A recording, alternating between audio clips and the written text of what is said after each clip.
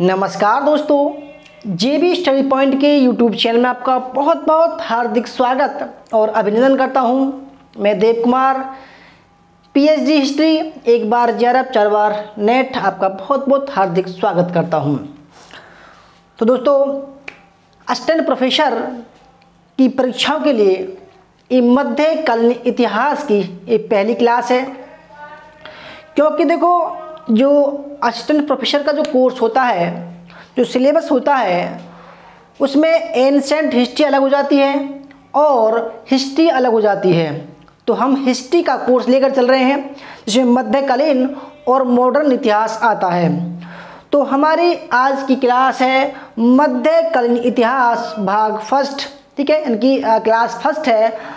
और इस क्लास को हम इस्लाम के उदय से स्टार्ट करेंगे, ठीक है, इस्लाम के उदय से, क्योंकि दोस्तों मध्यकालीन जो इतिहास है वो खास तौर पर इस्लाम धर्म के इर्द गिर्द ही घूमता है। उसकी उत्पत्ति कहाँ से हुई, ठीक है, वो क्या था, किस तरीके से वो उसका विस्तार हुआ, उसकी पृष्ठभूमि को जानना बहुत ही आवश्यक है, अदरवाइज हम उसकी जड़ तक नहीं पहुँच सकते। तो दोस्तों, अभी हम असिस्टेंट प्रोफेसर हिस्ट्री की बात कर रहे हैं, ठीक है। तो असिस्टेंट प्रोफेसर हिस्ट्री इतिहास क्लास फर्स्ट है और नया बैच हमने शुरू कर दिया है। अगर किसी को ज्वाइन करना हो तो वो कर सकते हैं, ठीक है। दोस्तों, हमारे अभी तक की जो उपलब्धि है, 2 बैच हैं हमारे बस केवल अभी तक, ठीक है, नेट हिस्ट्री के, जिसमें 8 जीआरएफ और 28 नेट। कब तक?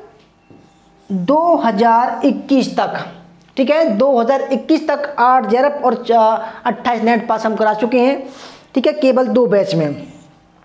नाम हमारा देव कुमार है, ठीक है। अगर दोस्तों आपको नोट्स वगैरह लेने हो तो तीनों पार्ट के नोट्स आपको केवल 1500 रुपये में PDF में मिल जाएंगे।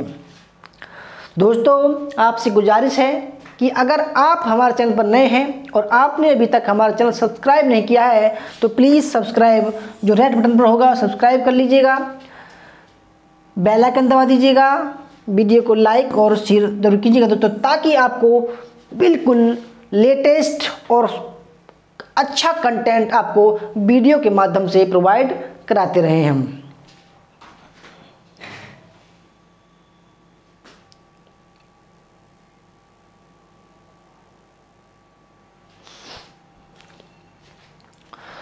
तो फ्रेंड्स, आगे बढ़ते हैं। अगर आपको कोर्स ज्वाइन करना हो तो जेबी स्टडी पॉइंट के ऐप को डाउनलोड कीजिएगा, ठीक है, और वहाँ पर ये डेमो क्लास है हमारी, और ये ओरिजिनल भी है दोस्तों, डेमो भी है, ठीक है। देखो, हमारा कोर्स प्राइस मैं बता दूँ आपको। नेट हिस्ट्री का जो कोर्स प्राइस है 6 महीने का 3000 रुपये का है, 1 साल का 4000 रुपये का है और 2 साल का 5000 रुपये का कोर्स है। असिस्टेंट प्रोफेसर का कोर्स के लिए आपको 3000 रुपये का शुल्क है, ठीक है। कितने का दोस्तों? 3000 रुपये का शुल्क है, आप ज्वाइन कर सकते हो, ठीक है। टीजीटी पीजीटी के लिए भी 1000 रुपये का कोर्स है केवल, ठीक है, आप ज्वाइन कर सकते हो। देखो, हमारे कोर्स में थ्योरी क्लास होंगी, प्रैक्टिस सेट होंगे, डेली टॉपिक बाय टेस्ट होगा, बिना टॉपिक का टेस्ट होगा, ठीक है। और देखो, उसमें हम जीएस भी पढ़ाएंगे, ठीक है, और वर्ल्ड हिस्ट्री भी हम कराएंगे। तो आइए शुरू करते हैं बिना किसी देरी के।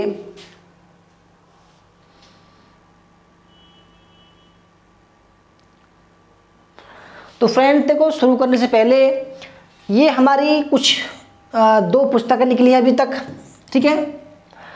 एक तो भारतीय इतिहास की है, ये तीनों पार्ट है, इसमें मिक्स है, 50 इसमें सेट हैं और टोटल 5000 सवाल, एकदम बिल्कुल सिलेक्टेड सवाल हैं। ये हमारी प्राचीन भारत का इतिहास है, चैप्टर वाइज है, चैप्टर वाइज MCQ है इसमें, ठीक है। और आप जिस परीक्षा की तैयारी कर रहे हैं सब में रामबाण साबित होगी, ठीक है। तीसरी पुस्तक आने वाली है मध्यकालीन इतिहास की। तो दोस्तों, बिना किसी देरी के शुरू करते हैं अपनी क्लास को। देखो, क्लास वहाँ से शुरू होगी जहाँ से इस्लाम का उदय होता है, ठीक है, क्योंकि सल्तनत काल हो या मुगल काल हो, दोनों का धर्म इस्लाम ही था। ठीक है, तो इस्लाम के उदय को जानना बहुत आवश्यक है।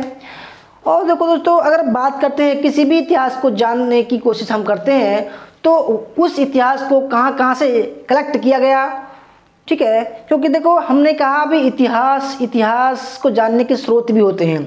ठीक है, बिना स्रोतों के इतिहास नहीं लिख सकते हम, तो इतिहास बिना स्रोतों के नगण्य हैं। ठीक है, तो दोस्तों आइए चित्र सहित आपको समझाऊंगा इस्लाम का उदय। ठीक है, मेरे ख्याल से सही दिख रहा होगा, एक बार चेक कर लेता हूँ। इस्लाम का उदय, ठीक है, इस्लाम का दोस्तों उदय कहाँ से होता है? ये होता है मक्का से। ठीक है, मक्का से होता है। मक्का से क्यों होता है उसका ही वर्णन करेंगे दोस्तों। इस्लाम उनकी कुछ इमारत हैं और ये जो इंसान है ये नमाज अदा कर रहे हैं। ठीक है, तो इस तरीके का दोस्तों वातावरण होता है क्योंकि वो निर्गुण अल्लाह की उपासना करते हैं, ना कि कोई मूर्ति बनाकर पूजा करते हैं। ठीक है, मूर्ति बनाकर पूजा नहीं करते हैं, केवल वो निर्गुण अल्लाह की उपासना करते हैं। ठीक है, तो दोस्तों बात करते हैं कि भाई इस्लाम का उदय किस जगह पर हुआ। आप चित्र देखिए। ठीक है, इस चित्र में आपको दिखाई दे रहा होगा मक्का और मदीना कहाँ पर हैं। ठीक है, देखो मैं देखो इसको देखो आप, जहाँ मेरी पेन चल रही है ये क्या है? मक्का है और ये है मदीना, ये है यमन, ये है हिजाज। ठीक है, तो इसमें दो स्थान बड़े महत्वपूर्ण हैं, मक्का और मदीना। मक्का यानी कि जन्म और मृत्यु। ठीक है, किसकी? मोहम्मद साहब की, क्योंकि वो इस्लाम धर्म के प्रवर्तक थे। ठीक है, अब बात करते हैं भाई ये है कहाँ पर। तो दोस्तों देखो आप इस तरफ देख रहे होंगे, ये जो है भारत है। ठीक है, ये क्या है? भारत है। और भारत के अरब सागर में आप देख सकते हैं, ये अरब सागर है। यहाँ पर आप ये देखिए, ये मक्का है, मदीना है। तो ये बात कब की है? ये बात 570 ईस्वी की है। कब की है? 570 ईस्वी की। ये समय क्यों महत्वपूर्ण है दोस्तों? इस समय जो है, जो इस्लाम धर्म है उसके प्रवर्तक मोहम्मद साहब का जन्म हुआ था। ठीक है, कहाँ पर हुआ था? मक्का में। जन्म कहाँ हुआ था? मक्का में हुआ था। अगर बात करें मृत्यु की तो 632 ईस्वी में मृत्यु हुई थी मदीना में। ठीक है, याद रखिएगा। ठीक है,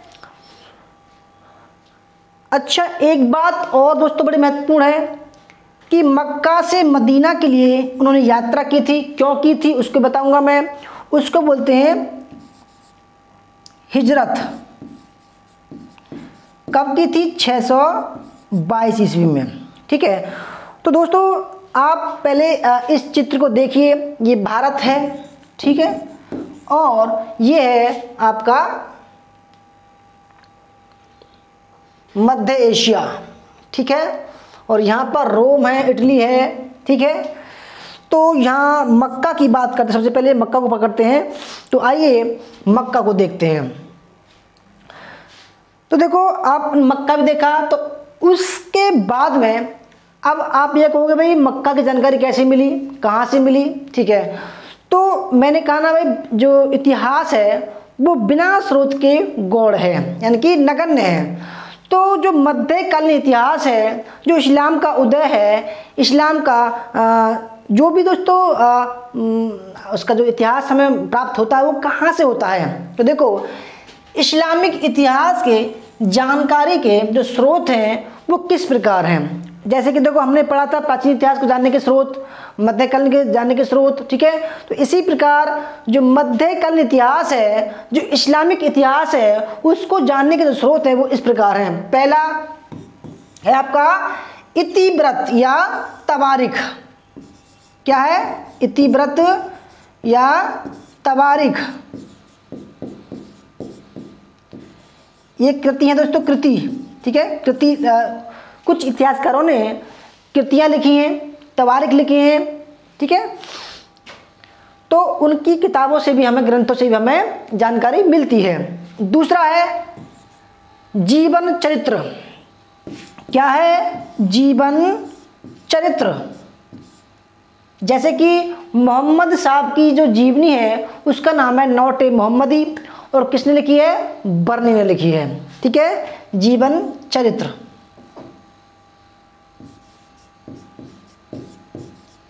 ठीक है, उसको सिरा बोलते हैं। तीसरा है पैगंबर के कथन व कृत्य, उसको बोला गया है हदीस, ठीक है। पैगंबर के जो कृत्य है, कथन और कृत्य हैं, काम और जो उन्होंने कहा, उनको बोला गया है हदीस। इनसे भी जानकारी मिलती है। चौथा है कुरान पर टीका लिखी गई हैं, उनसे भी हमें जानकारी मिलती है। पांचवा है प्रत्यक्षदर्शी वृत्तांत, यानी कि जो भी प्रत्यक्षदर्शी थे उनके वृत्तांत जो लिखे गए हैं वो भी दोस्तों हम स्रोत के रूप में इस्तेमाल करते हैं, जैसे कि अखबार। छठा है दस्तावेजी प्रमाण। भाई जो प्राइमरी सोर्स होते हैं वो वही सोर्स होते हैं, ठीक है। सातवां है प्राचीन इमारतें, शिलालेख, मुद्राएं, ठीक है। देखो ये चीज प्राचीन इतिहास के लिए भी हमने प्रयोग किया था और मध्यकाल के लिए भी हमें प्रयोग करना ही पड़ेगा।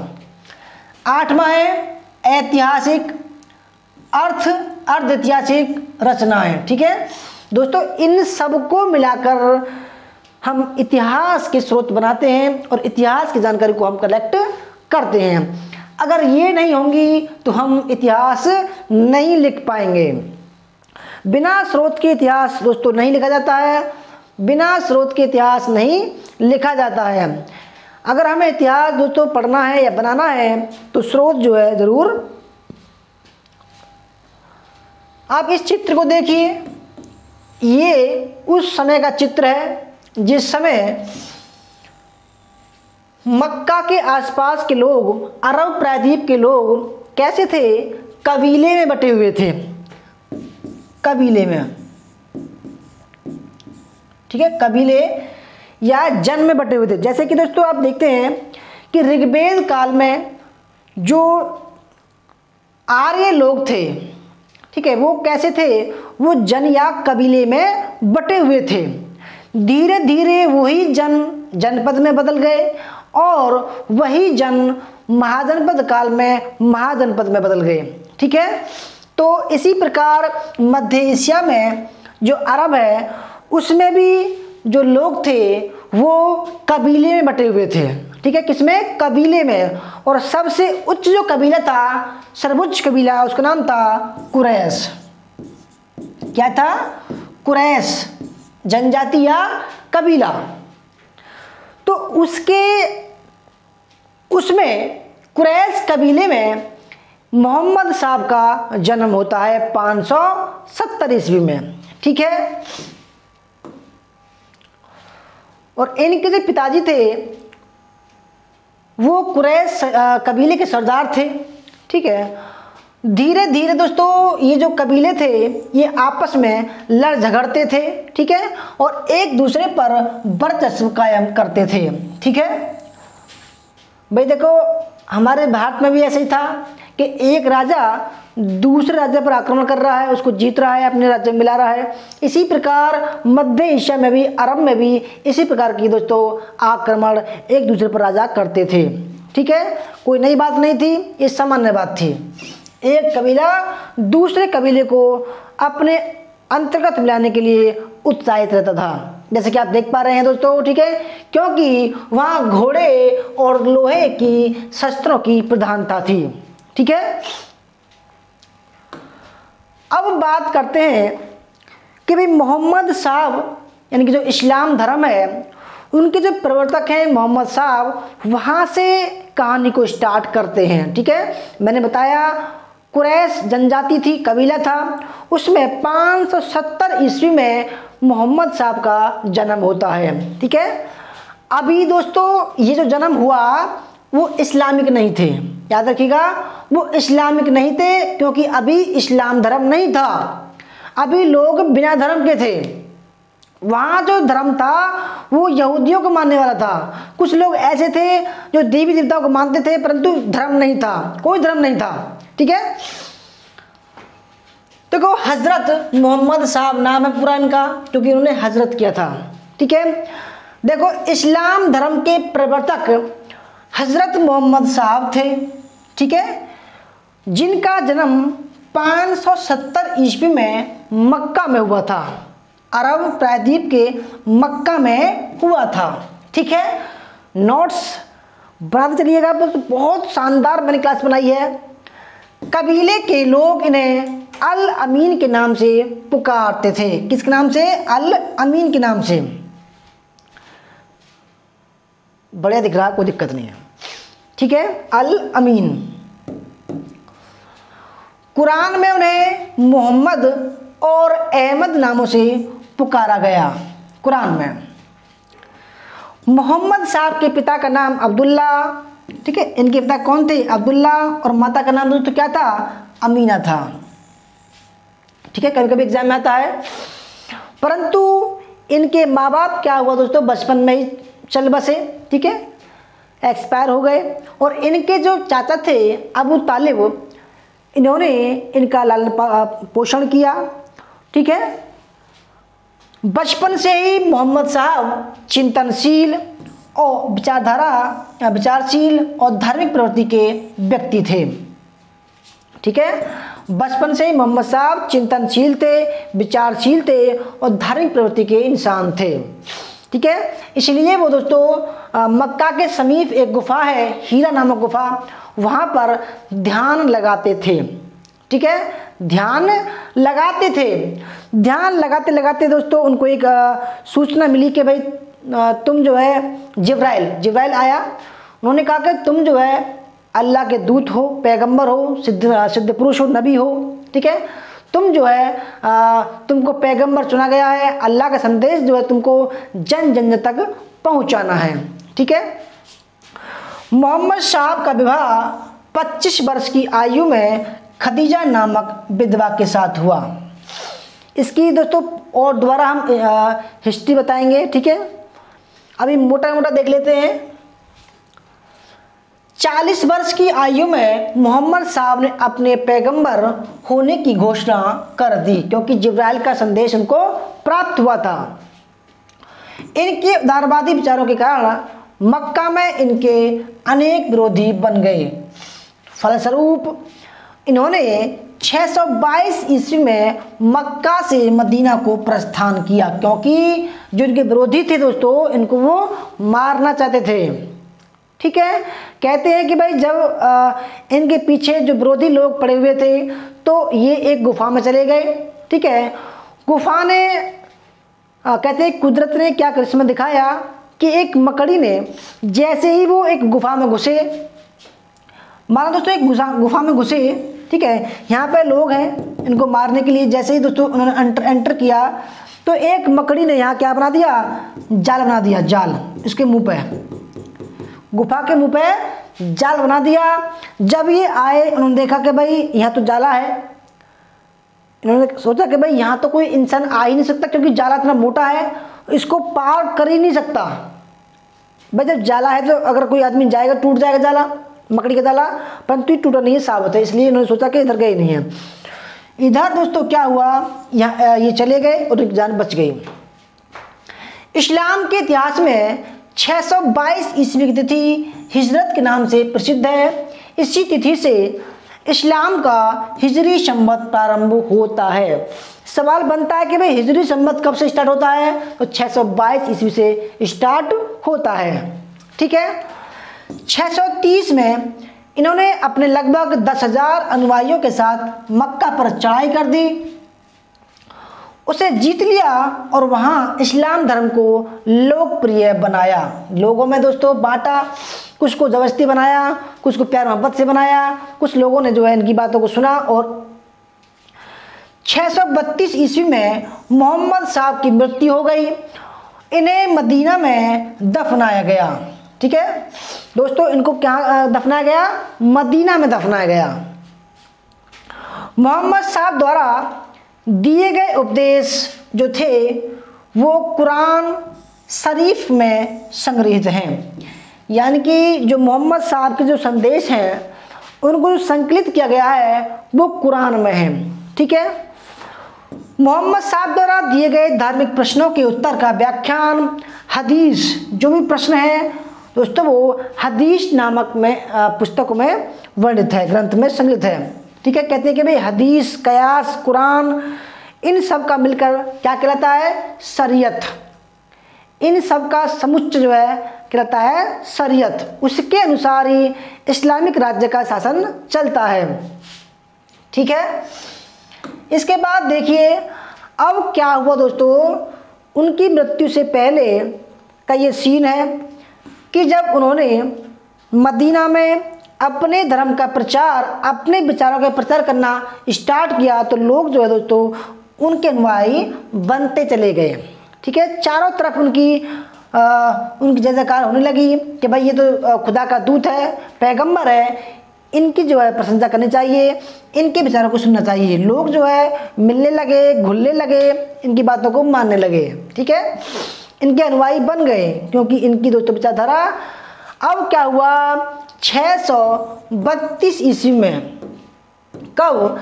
632 ईस्वी में दोस्तों इनकी मृत्यु हो गई और मदीना में इनको दफनाया गया। ठीक है, ये मक्का मदीना का सीन है।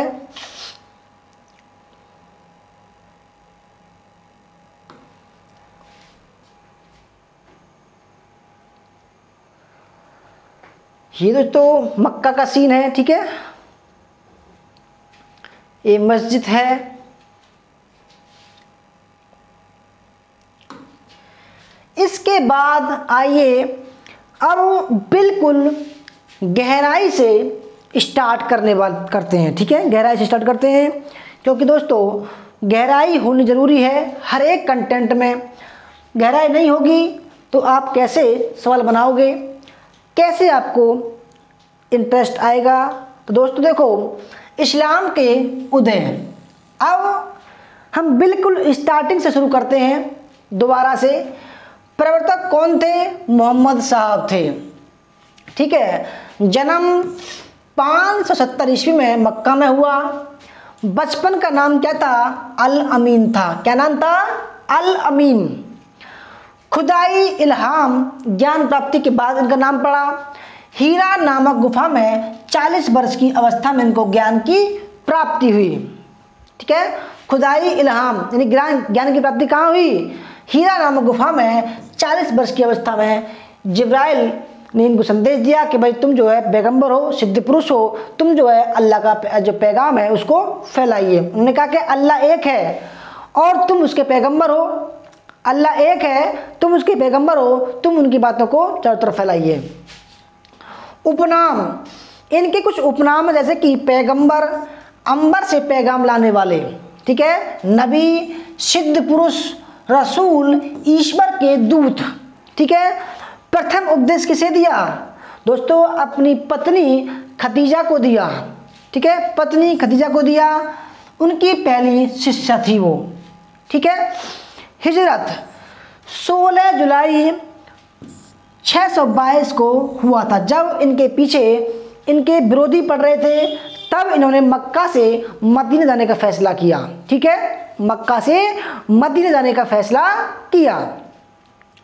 इनकी मृत्यु 632 ईस्वी में हुई, मदीना में इनको दफनाया गया। नोट मोहम्मदी वर्णी द्वारा संकलित मोहम्मद साहब की जीवनी का नाम है। इसके बाद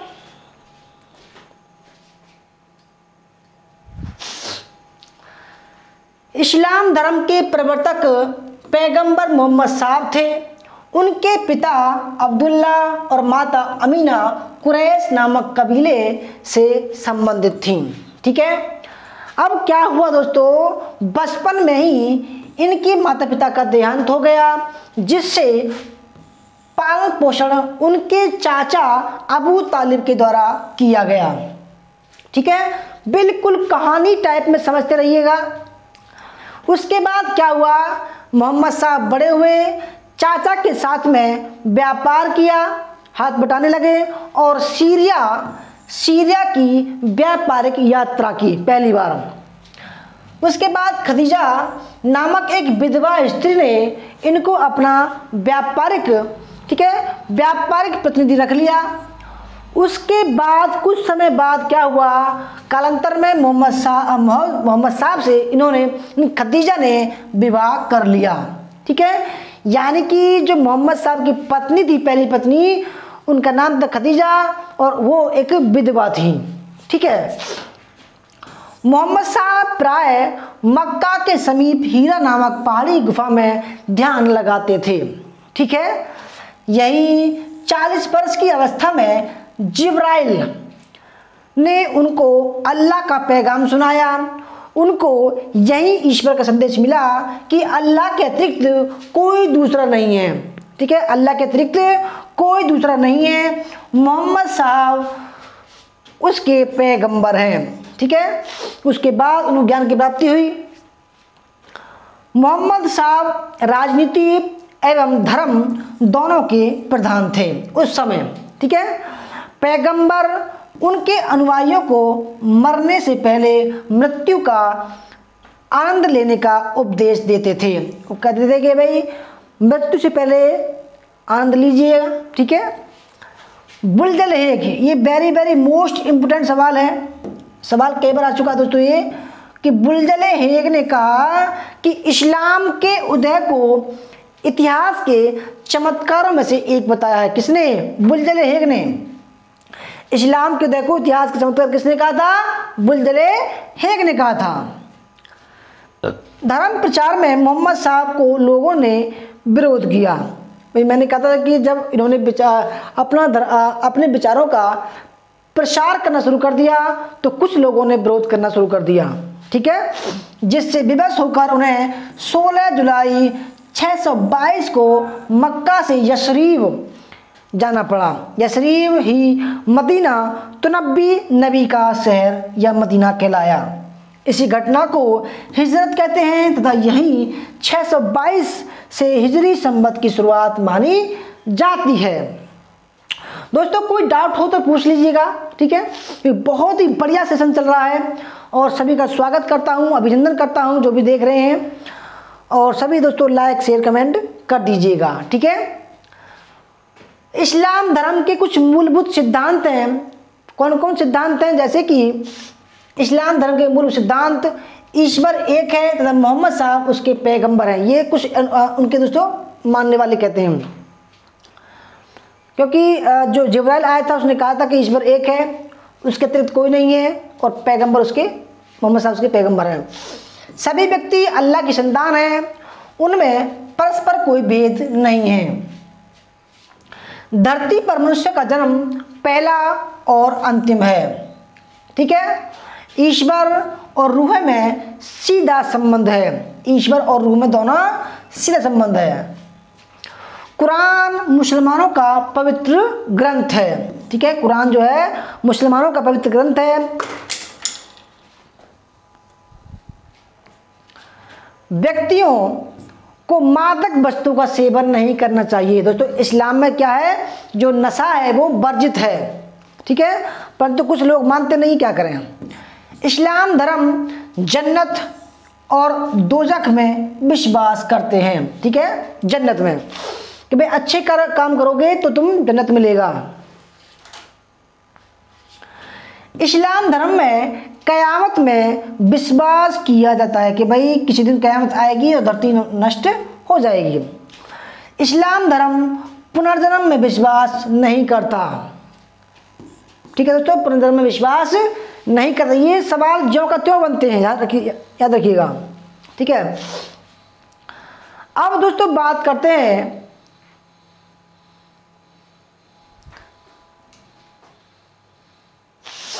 कि इस्लाम के कुछ स्तंभ हैं। इस्लाम के कुछ स्तंभ हैं। भाई कोई भी धर्म हो वो स्तंभ पर टिका रहता है, इसीलिए इस्लाम के भी कुछ स्तंभ हैं, जैसे कि कलमा शहादत की गवाही। ठीक है भाई, जो भी इस्लाम को मानने वाला होगा वो कलमा पढ़ेगा, ठीक है, 5 टाइम 5 समय जो है नमाज पढ़ेगा, ठीक है, ज़कात देगा 2.5%, अपनी संपत्ति का 2.5%, ठीक है, रमज़ान का रोज़ा रखेगा, जो रमज़ान होगा उसका रोज़ा रखेगा, और हज की यात्रा करेगा, हज की यात्रा करेगा।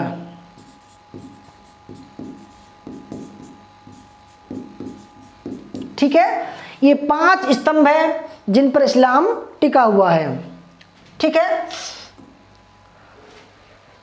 इस्लाम के सिद्धांत है दोस्तों, पहला है आपके सामने रमज़ान के माह में रोज़ा रखना, सयाम बोलते हैं, मक्का तीर्थ यात्रा करना, हज करना, आस्था की गवाही देना, शहादत माना, कलमा पढ़ना, ठीक है, रोज़ 5 बार नमाज अदा करना, और लास्ट है गरीबों को दान देने की ज़कात देना। ठीक है, ज़कात।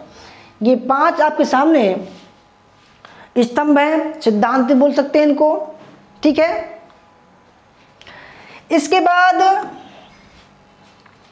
आइए शुरू करते हैं कि देखो इस्लाम जो है वो किस तरीके का धर्म है, और जो ये जो 5 स्तंभ हैं उनके बारे में थोड़ी सी और विस्तार से चर्चा करते हैं। ठीक है, इस्लाम क्या है? एक ईश्वर को मानने वाला है, जिसके 5 प्रमुख स्तंभ हैं। कौन कौन सा? कलमा, अल्लाह एवं उसकी रसूल में विश्वास करना, ठीक है, वो कलमा कहलाता है। नमाज, प्रत्येक मुसलमान को प्रतिदिन 5 बार नमाज अदा करनी चाहिए। कब दोस्तों? प्रातःकाल में, दोपहर में, दोपहर के बाद, शाम को और रात्रि में। ठीक है, आइए इसी बात को थ्योरी में देखते हैं कि प्रत्येक मुसलमान को प्रतिदिन 5 बार नमाज प्रार्थना करनी चाहिए, क्रम से फजीर प्रातःकाल, जोहर दोपहर, असर दोपहर के पश्चात, मगरिब शाम के समय, और ऐसा रात्रि के समय। ठीक है, ज़कात क्या है? आप सभी जानते हैं दोस्तों, अपनी संपत्ति का 2.5% देना, स्वेच्छा से दिया जाने वाला दान है। प्रत्येक मुसलमान को अपनी कुल संपत्ति का 1/40 भाग यानी कि 2.5% प्रति वर्ष दान करना होगा। ज़कात की वसूली में बल प्रयोग करना धर्म विरुद्ध है दोस्तों। ये स्वेच्छा से दिया जाने वाला दान है, इसलिए इसमें बल प्रयोग करना बेकार है। एक निर्धारित मात्रा से अधिक संपत्ति का स्वामी होने पर भी ज़कात देना पड़ता था। इस संपत्ति की न्यूनतम मात्रा को निसाब कहते थे। मुगल बादशाह अकबर ने दैनिक जीवन में जो प्रयोग होने वाली जो वस्तु थी उस पर से ज़कात हटा दिया। ठीक है, दैनिक जीवन में प्रयोग की वस्तु पर ज़कात की वसूली बंद कर दी। उसके उत्तराधिकारी जहांगीर ने क्या किया दोस्तों कि आयात निर्यात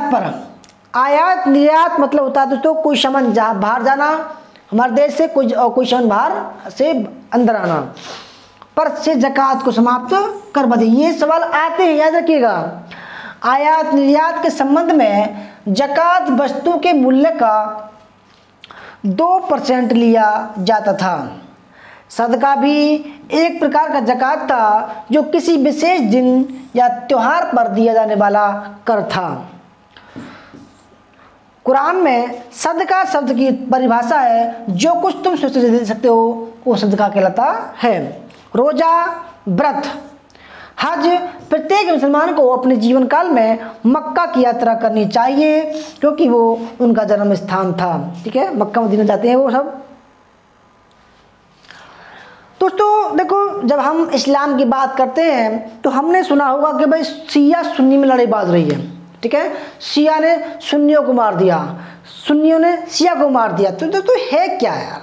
आइए इस पर थोड़ा विस्तार से चर्चा करते हैं, क्योंकि जब हम इस्लाम को पढ़ते हैं दोस्तों तो हम शिया और सुन्नी को कैसे भूल सकते हैं। ठीक है, तो इस्लाम की जो धर्म की जो शाखा है उनको बोलते हैं दोस्तों शिया और सुन्नी। ये पहला है सुन्नी, यानी कि ये बहुसंख्यक है। बहुसंख्यक यानी कि दोस्तों ये 80% मान लीजिए इनको, और दूसरे हैं शिया, ये है 20%। ठीक है, ये अल्पसंख्यक, याद रखिएगा। ये कौन है? अल्पसंख्यक हैं, और ये बहुसंख्यक है, यानी कि ये 80% हैं। कितने परसेंट? 80% सुन्नी है और शिया है केवल 20%। इनके बारे में थोड़ा सा और विस्तार चर्चा करते हैं दोस्तों। ये कौन कौन है? देखो, इस्लाम में 80% सुन्नी है और 20% कौन है दोस्तों? शिया है। शिया में देखते हैं इशना, अशअरी, Iran, Iraq, Bharat, Pakistan, Lebanon में रहते हैं। इस्माइली Iran, Middle East, Bharat, Pakistan, और इनमें भी फातिमी, बोहरा, खोजे, नुसैरी, और तीसरे जैदी, ये यमन में रहते हैं। ठीक है, शिया के ये कुछ संप्रदाय हैं। सुन्नी में देवबंदी, बरेलवी, क्योंकि हनफी संप्रदाय है। ठीक है, हनफी में देवबंदी और बरेलवी, ये हमारे भारत में आप जानते होंगे जो सवाल आते हैं, भारत, पाकिस्तान, बांग्लादेश, अफगानिस्तान में। मलिकी संप्रदाय ये मिडिल ईस्ट में है। साफी संप्रदाय मिडिल ईस्ट, इंडोनेशिया में है। और सुन्नी का हम्बली संप्रदाय कतर, सऊदी अरब और कुवैत में फैला हुआ है। बहावी संप्रदाय या सल्फी या अल हदीसी दक्षिण एशिया, मिडिल ईस्ट में, और अहमदिया जो पाकिस्तान और भारत में फैला हुआ है। ठीक है दोस्तों, ये जो है BBC लंदन की रिपोर्ट है। ठीक है, BBC की रिपोर्ट है, ये कह रही है कि भाई इतने लोग जो है फैले हुए हैं। अब बात करते हैं जो ये शिया और सुन्नी है, ये कहाँ से दोस्तों उत्पन्न हुई है? दैनिक भास्कर ने कहता है दोस्तों कि शिया सुन्नी की जो पैमाइश है वो कहाँ से हुई है। देखो, ये मक्का है, यह मोहम्मद साहब का जन्म हुआ। ठीक है, जब 16 जुलाई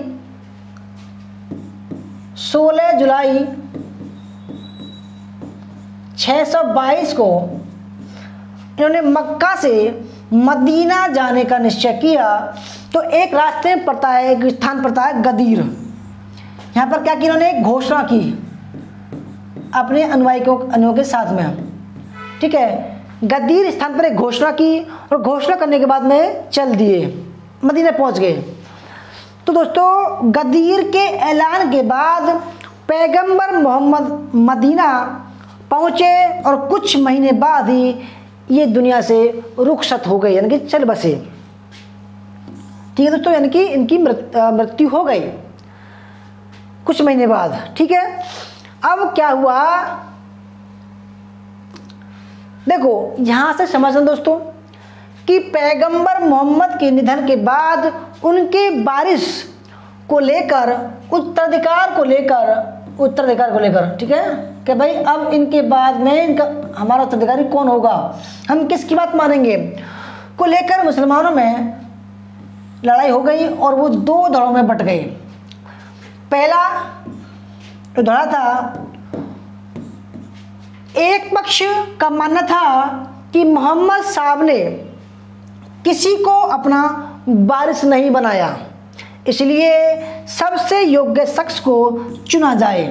ठीक है, याद रखिएगा, ये इस लाइन में है।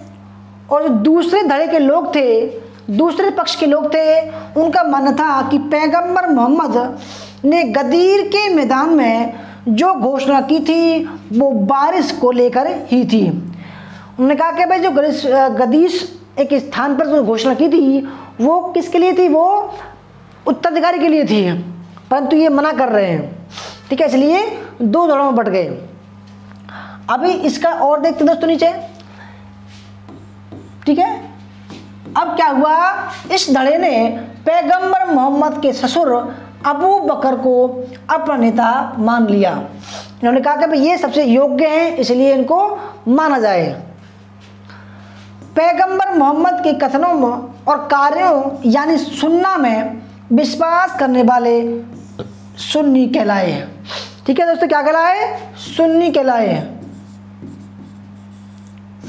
दूसरे पक्ष के जो लोग थे, इस धड़े ने पैगंबर मोहम्मद साहब के दामाद हजरत अली को अपना नेता मान लिया।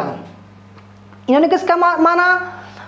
मोहम्मद साहब के ससुर को माना, खदीजा के पिताजी को, और इस धड़े ने मोहम्मद साहब के दामाद को, जिनका नाम था हजरत अली को, अपना नेता मान लिया। हजरत अली को पैगंबर मोहम्मद का वारिस मानने वाले शियाने अली यानी शिया कहलाए। ठीक है, शियाने अली क्या कहलाए? शिया कहलाए। इसलिए दोस्तों ये 80% है और ये है 20%। ठीक है, तो यहीं से ही जो है कहानी स्टार्ट होती है खलीफाओं की। ठीक है, ये भारत है, ठीक है, भारत, और तो ये अरब है, मक्का है, मदीना है। ठीक है, यहीं से जो है चारों तरफ ये विस्तार होना शुरू होता है। मोहम्मद साहब की मृत्यु के बाद में ये जो धर्म है चारों तरफ फैलना शुरू होता है, पूरी दुनिया में फैल गया। ये कैसे फैला? ठीक है, प्यार मोहब्बत से भी फैला और लड़ाई करके भी फैला। ठीक है, क्योंकि उस समय कबीले थे, एक कबीले ने दूसरे को हराया, फिर उन्होंने तीसरे को हराया। इस तरीके से जो भी कबीला हार जाता उसको इस्लाम धर्म कबूल करना पड़ता था। इस्लाम अवतारवाद, मूर्ति पूजा तथा जाति पाति का विरोधी है। ठीक है, इसलिए दोस्तों ये फला फूला, यह मत कर्मकांड को मान्यता नहीं देता,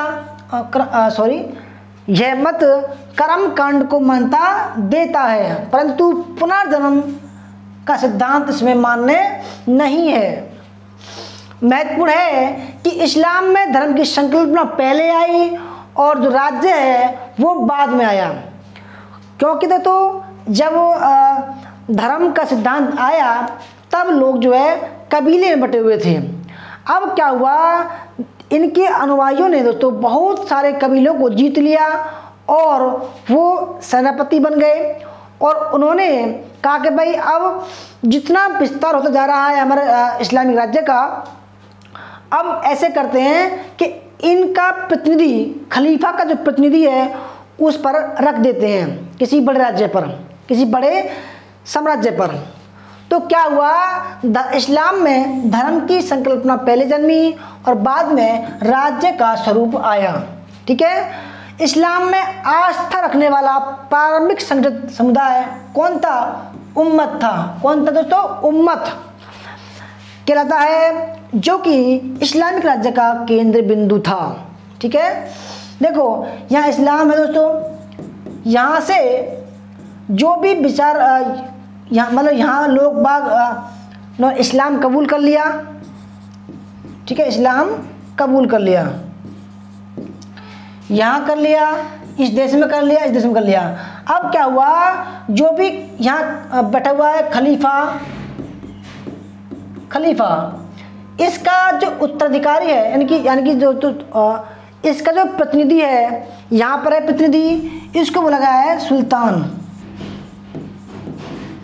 खलीफा कौन था? ये पैगंबर मोहम्मद साहब के उत्तराधिकारी थे। ठीक है, और यहाँ पर इस्लाम की विजय हुई और बहुत सारे स्थानों को घेर लिया और वहाँ पर एक प्रतिनिधि रखा गया जो कहलाया सुल्तान।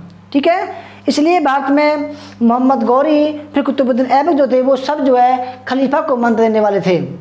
ठीक है, इल्तुतमिश को भी जो 1229 में खिलाफत प्राप्त हुई, उसने अब खलीफा को मान्यता दी कि भाई हाँ ये जो है, ये भी जो राज्य है ये इस्लामिक राज्य है। ठीक है, इसके बाद इस्लामिक राज्य एक धर्म प्रधान राज्य है। ठीक है, जिसमें कुरान ही राज्य का संविधान होता है। कुरान ही राज्य का संविधान होता है। यह राज्य शरीयत के अनुकूल होना चाहिए, शरीयत के अनुकूल होना चाहिए। शरीयत क्या है? इसमें कुरान हो, हदीस हो, कयास हो। ठीक है, आगे बताएंगे। समयावधि में शरीयत की व्याख्या हेतु 4 विचारधाराओं को माना गया है। मालकपंथी, सफ़ीपंथी, हनबलपंथी और हनीफापंथी का विकास हुआ। ठीक है, शरीयत की व्याख्या करने के लिए इनमें से केवल अबू हनीफा का हनीफी संप्रदाय ही इस्लामिक राज्य में जिम्मी मतलब गैर मुसलमानों को जो है इस्लामिक राज्य में रहने की अनुमति देता है। ठीक है, महत्वपूर्ण है कि दिल्ली सल्तनत की जो वित्तीय नीति थी वो हनीफी संप्रदाय द्वारा प्रस्तुत कराधान के सिद्धांतों पर आधारित थी। जब कोई व्यक्ति शरीयत का पालन नहीं करता तो उसके खिलाफ फतवा जारी किया जाता है कि भाई ये जो है इस्लामिक की विचारधारा को नहीं मान रहा है, इसके खिलाफ फतवा जारी किया जाए, फतवा जारी होगा। ठीक है, शरीयत के कानून को मानना आवश्यक है। इसके बाद कुरान, हदीस, इज्मा और कयास का जो समुच्चय है दोस्तों वो कहलाता है शरीयत। ठीक है, जो शरीयत है वो कुरान, हदीस, इज्मा और कयास को मिलाकर बनता है। ठीक है, महत्वपूर्ण है कि यही मुस्लिम राज्य के न्याय के स्रोत हैं, यानी कि शरीयत के जो कानून जो भी मुसलमान राज्य में जो भी न्याय मिलता है वो मिलता है शरीयत के अनुसार। शरीयत जो है वो 4 पार्ट में डिवाइड है, कुरान, हदीस, इज्मा और कयास। इसमें न्याय कैसे होता है, पहली बार चेक करेंगे कि भाई इनका जो विचारधारा है किसी भी इंसान की जो आरोपी है कि कुरान से मेल खाती है या नहीं खाती है। और खाती है तो हदीस से चेक करेंगे, हदीस से चेक नहीं होगी तो इज्मा से करेंगे, फिर कयास लगाएंगे। इस प्रकार अगर कोई आरोपी निर्दोष है तो उसको बरी कर देते हैं, अगर दोषी है तो उसके खिलाफ जो फतवा जारी कर किया जाएगा। ठीक है, कुरान क्या है, शब्द इकरा इनकी पाठ करो से बना है, जिसे इल्म ए अल्लाह ईश्वर का शब्द कहा जाता है। क्योंकि जो भी मोहम्मद साहब हैं उनके जो शब्द हैं वो कुरान में संकलित हैं, और यही जो है जब जिब्राइल आया था तो उन्होंने कहा था कि भाई ये जो अल्लाह के विचार हैं ये मोहम्मद साहब उनको प्रचार करेंगे। तो जो मोहम्मद साहब ने प्रचार किया जिन विचारधारा का वो कुरान में संकलित हैं। ठीक है, इसमें कुल 114 सूरा, अध्याय या पंक्तियां हैं। ठीक है, यानी कि मोहम्मद साहब द्वारा बताए गए जो बातें थी वो कुरान में है, और यही बात जो है अल्लाह की है।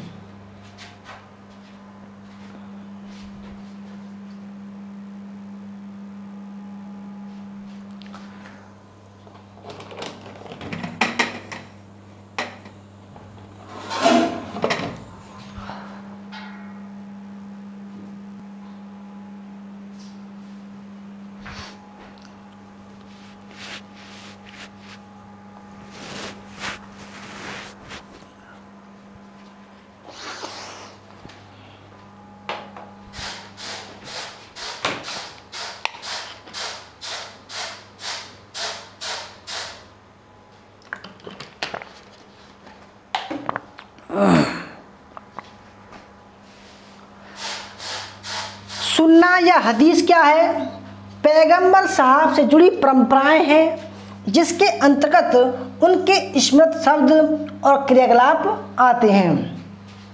इज्मा क्या है, ये वाला इज्मा इस्लाम के धर्माचार्यों के मध्य मतैक्य पर आधारित मत होते हैं। इसे समुदाय की सहमति के रूप में भी परिभाषित किया जाता है।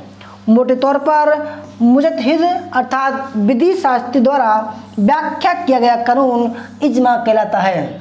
ठीक है, कियास क्या है, सदृशता के आधार पर तर्क के आधार पर न्याय करना।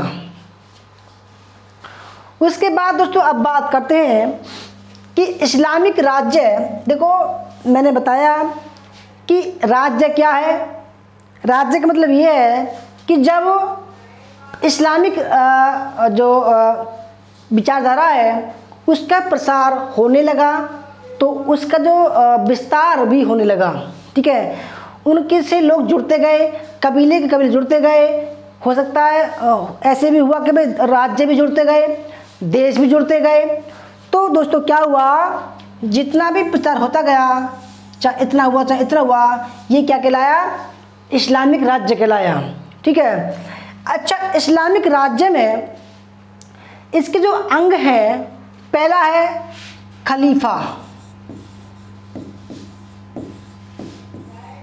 ठीक है, खलीफा इसका केंद्र बिंदु है खलीफा। खलीफा कौन थे? मोहम्मद साहब के जो उत्तराधिकारी बने वो कहलाए खलीफा। ठीक है, इन्होंने आज्ञा दी कि भाई ठीक है, क्योंकि इन्होंने सेना बनाई थी, इनकी सेना भी बन गई थी। अब उसका एक सेनापति भी हुआ। अब इन्होंने कहा कि भाई तुम जो है इस तरफ जाओ, किसी सेनापति को कहा कि इस तरफ जाओ, किसी को कहा कि इस तरफ जाओ और किसी को इस तरफ जाओ, चारों तरफ इस्लाम का प्रचार करो। अब क्या हुआ, इस सेनापति ने यहाँ तक का जो राज्य है उसको जीत लिया, इसने यहाँ तक का जीत लिया, इसने यहाँ तक का जीत लिया और इसने यहाँ तक का जीत लिया। अब क्या हुआ दोस्तों, अब यहाँ पर देखो इतना बड़ा जब राज्य बन गया इनका, तो पूरे राज्य को खलीफा संभाल नहीं सकता था। तो इन्होंने क्या किया कि जो भी सेनापति था उनको कहा कि भाई तुम उस राज्य के, जिस राज्य को तुमने जीता है उस राज्य के तुम प्रतिनिधि बन जाओ, मेरे प्रतिनिधि तुम बन जाओ, परंतु वो राज्य हमारा रहेगा। ठीक है, तुम हमारे नौकर स्वरूप रहोगे। तो ये क्या कहलाया? सुल्तान कहलाया। सुल्तान कौन है? खलीफा के प्रतिनिधि। सभी जगह सुल्तान बन गए। ठीक है, ये केंद्र बिंदु है। फिर दूसरा है सुल्तान, यानी कि जो भी जीते हुए राज्य थे खलीफा ने वहां पर सुल्तान नियुक्त कर दिए, प्रतिनिधि नियुक्त कर दिए। उलेमा क्या है? उलेमा दोस्तों ये है कि जो भी शरीयत है, जो भी कुरान हदीस है, उनको व्याख्या करने वाले मुल्ला मौलवी उलेमा हैं, वो कहलाते हैं। अब तीसरे कौन है? चौथे दोस्तों ये है अमीर और मिल्लत। देखो कभी कभी ऐसा होता है जो खलीफा है वो अपने सेनापति को प्रतिनिधि नहीं बनाता, बशर्ते नहीं बनाकर यहाँ की जनता है, जो अमीर लोग हैं वो अपना एक सुल्तान चुनती हैं। तो ये वही अमीर और मिल्लत है। ठीक है, आपने याद होगा कि अमीरों ने इल्तुतमिश को बुलाया बदायूं से। ठीक है, गयासुद्दीन तुगलक को बुलाया अमीरों ने। तो अमीर जो थे उनका भी बहुत बड़ा हाथ था सुल्तान बनाने में। ठीक है, आइए इस्लामिक राज्य के जो अंग हैं खलीफा, सुल्तान, उलेमा, अमीर एवं मिल्लत, इस्लामिक राज्य के प्रमुख अंग हैं।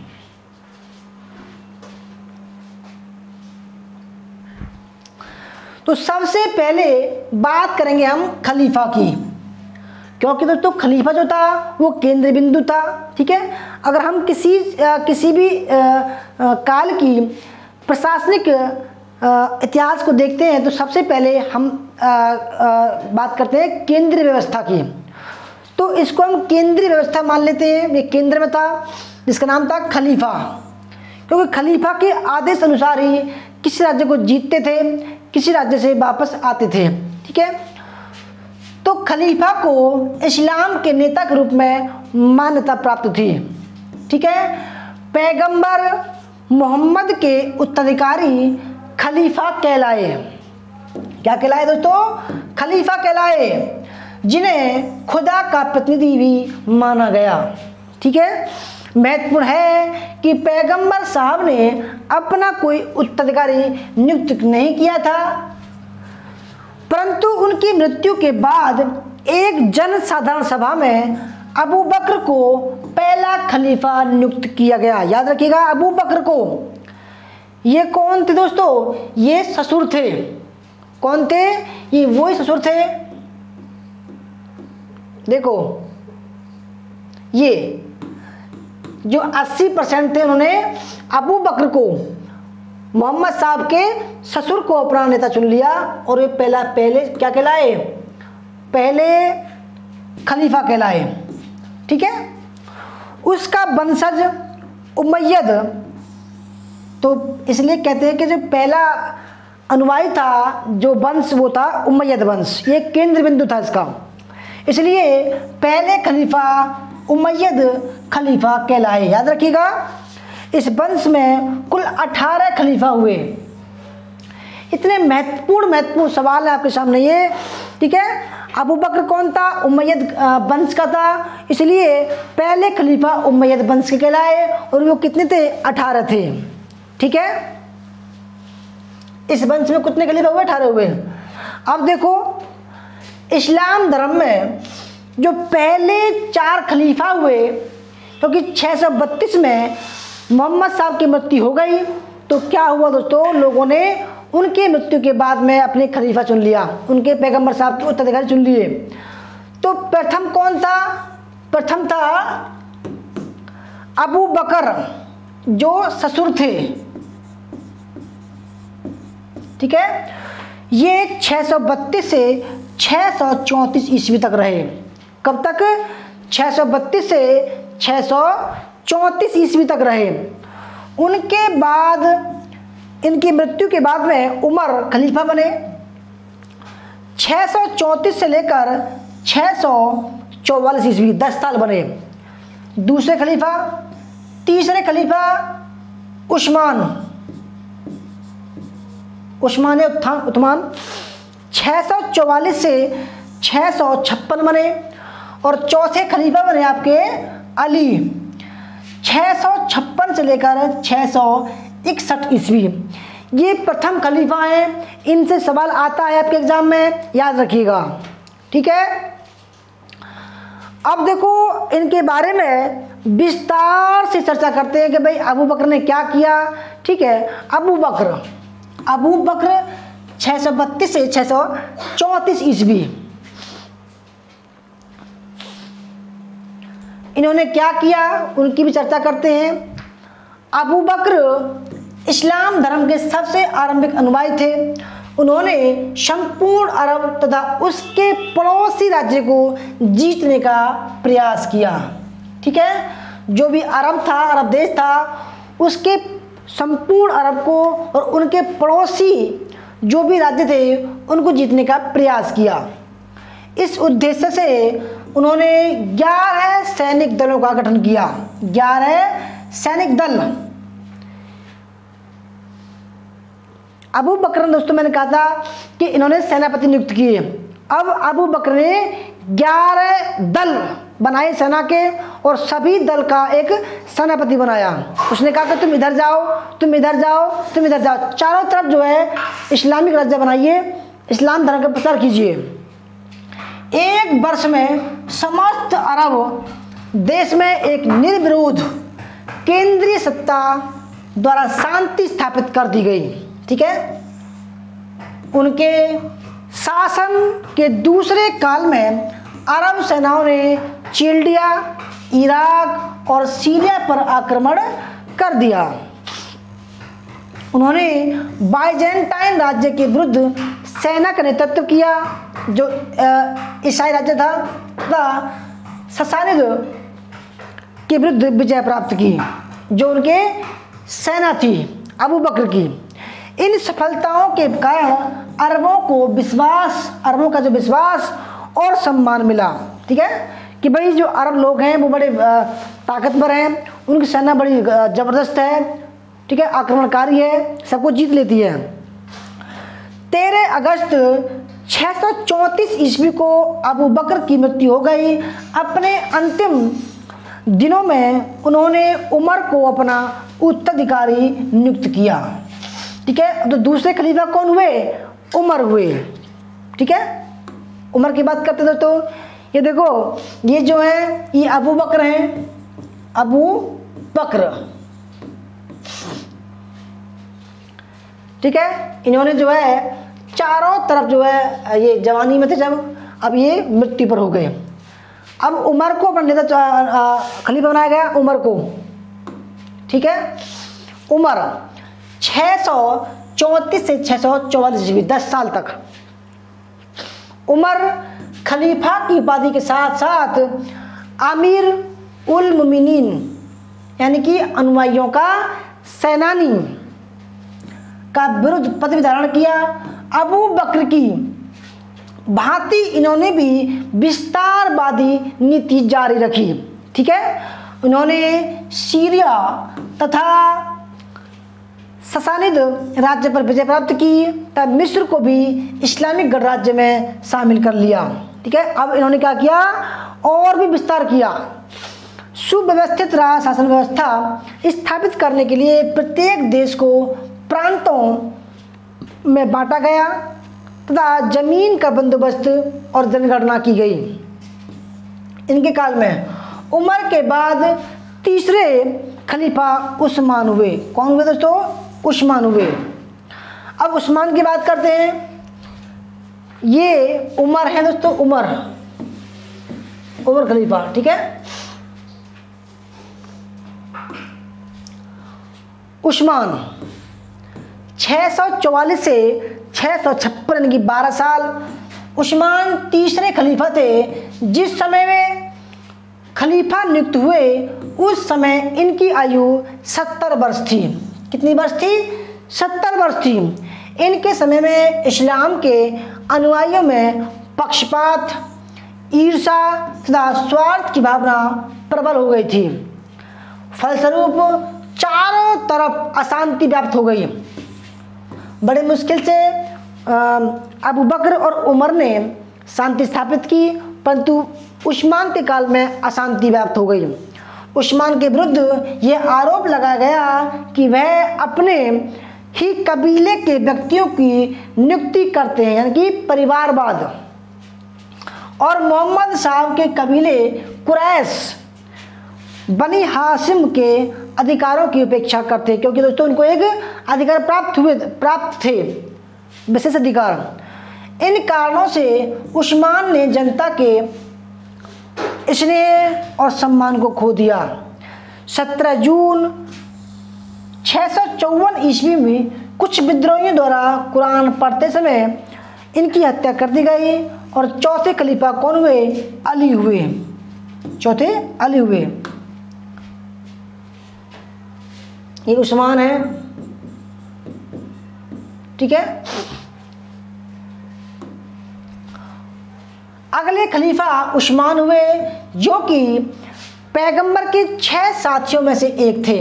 ठीक है, जो पैगंबर मोहम्मद साहब थे उनके 6 अनुयायी साथी थे, उनके 6 साथियों में एक थे। अली चौथे खलीफा हुए, जिन्होंने मदीना के स्थान पर कूफा दमिश्क को अपनी राजधानी बनाया। इस खलीफा का संपूर्ण जीवन युद्ध में ही व्यतीत हुआ। ये भी इंपोर्टेंट है, आ चुका एग्जाम कई बार।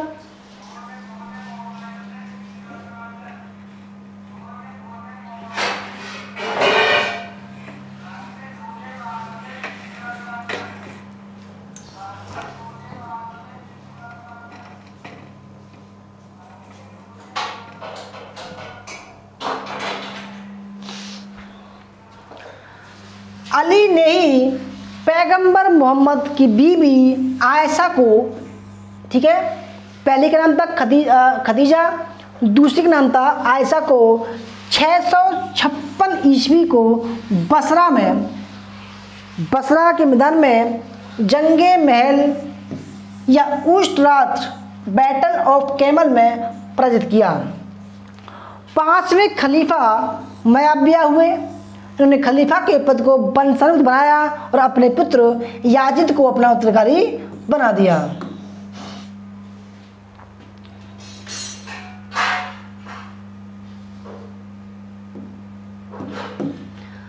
अब बात करते हैं अली की। ठीक है, उस्मान के बाद अली चौथे खलीफा हुए। अली का खिलाफत अधिकांश युद्धों का युग रहा। चूंकि मदीना खिलाफत के साम्राज्य में संपन्न प्रदेशों से बहुत दूर स्थित था, इसलिए अली ने कूफा को अपनी राजधानी बनाने का निर्णय किया। खलीफा उस्मान के समय में मुसलमानों में प्रारंभ ईर्ष्या, पक्षपात में विरोध अली के समय में चरमोत्कर्ष पर पहुंच गई। ठीक है, 25 जनवरी 661 ईस्वी को अली की मृत्यु हो गई। अली के ज्येष्ठ पुत्र हसन खलीफा चुने गए, किंतु उन्होंने मुआवियों के पक्ष में अपनी जो खिलाफत थी वो त्याग दी और त्याग कर मदीना चले गए। मुआवियों ने उमैया के खिलाफत की नींव डाली। मुआवियों ने खलीफा को एक प्रकार की बादशाह का रूप दिया, जिससे उसका धार्मिक नेतृत्व क्षीण होने लगा। मुआवियों ने यजीद को अपना उत्तराधिकारी बनाया। यजीद को मुआवियों के बाद में यजीद बनाया गया, ठीक है। किंतु कूफा की जनता ने हुसैन मोहम्मद साहब की पुत्री फातिम का पुत्र को खलीफा बनाने के लिए आमंत्रित किया, ठीक है। हुसैन व यजीद के मध्य युद्ध हो गया। कूफा से 25 मील दूर करबला के मैदान में, याद रखिएगा, करबला के मैदान में यजीद और हुसैन के बीच युद्ध हुआ, जिसमें हुसैन शहीद हुए। यजीद ने लगभग 3 वर्ष तक शासन किया।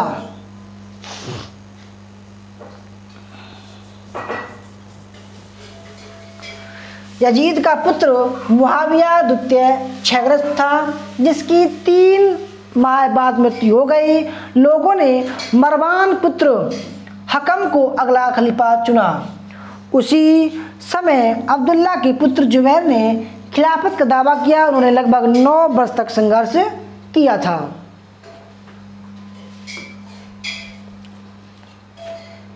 दोस्तों अब बात करते हैं अब्बासी खलीफाओं के बारे में, ठीक है, क्योंकि इनके बाद में जो खिलाफत पहुंच गई अब्बासी खलीफाओं के बाद में, ठीक है। अब्बासी खलीफा, ये अब्बासी खलीफा हुए।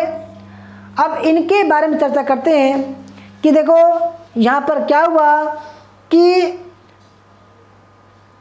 संघर्ष के बाद में जो अब्बासी खलीफा थे उन पर अब्बासी खिलाफत पहुंच गई। अब्बासी खलीफा, इनका पहला खलीफा अबुल अब्बास था। कौन था? अबुल अब्बास था। अब्बास वंश में कुल 37 शासक हुए, खलीफा हुए। अब्बासी खलीफाओं ने बगदाद को अपनी राजधानी बनाया, क्योंकि बगदाद के खलीफा जो अब्बासी वंश के थे अपनी राजधानी बनाया। इस्लामिक इतिहास में सर्वाधिक समय तक शासन करने वाले अब्बासी वंश के खलीफा रहे। इस्लाम की सर्वाधिक प्रगति चाहे वह राजनीतिक स्तर पर हो, चाहे वो शैक्षणिक स्तर पर हो, चाहे वह आर्थिक हो, चाहे वो धार्मिक हो, बगदाद के अब्बासी खलीफाओं के काल में हुआ था। खलीफा अल मानून ने बगदाद में विभिन्न सभ्यताओं के ग्रंथों का अरबी में अनुवाद कराने के लिए बैत उल हिकमत, याद रखिएगा ये इंपोर्टेंट है, बैत उल हिकमत ज्ञान ग्रह की स्थापना की। 1258 ईस्वी में मंगोल बादशाह हलाकू खान ने अंतिम अब्बासी खलीफा अल मुस्तसिम का वध कर अब्बासी खिलाफत का अंत कर दिया, ठीक है। इसके बाद खिलाफत मिस्र के मामलूक सुल्तानों के यहाँ पर चली गई, ठीक है। मामलूक यानी कि स्वतंत्र माता पिता की संतान जो बाद में दास बन गई हो, वो कहते हैं मामलूक, हाँ चला गया। यह यहाँ पर 1517 ईस्वी तक चला। फिर कुस्तुनतुनिया के ऑटोमन सुल्तानों ने खलीफा की उपाधि स्वयं धारण कर ली, ठीक है।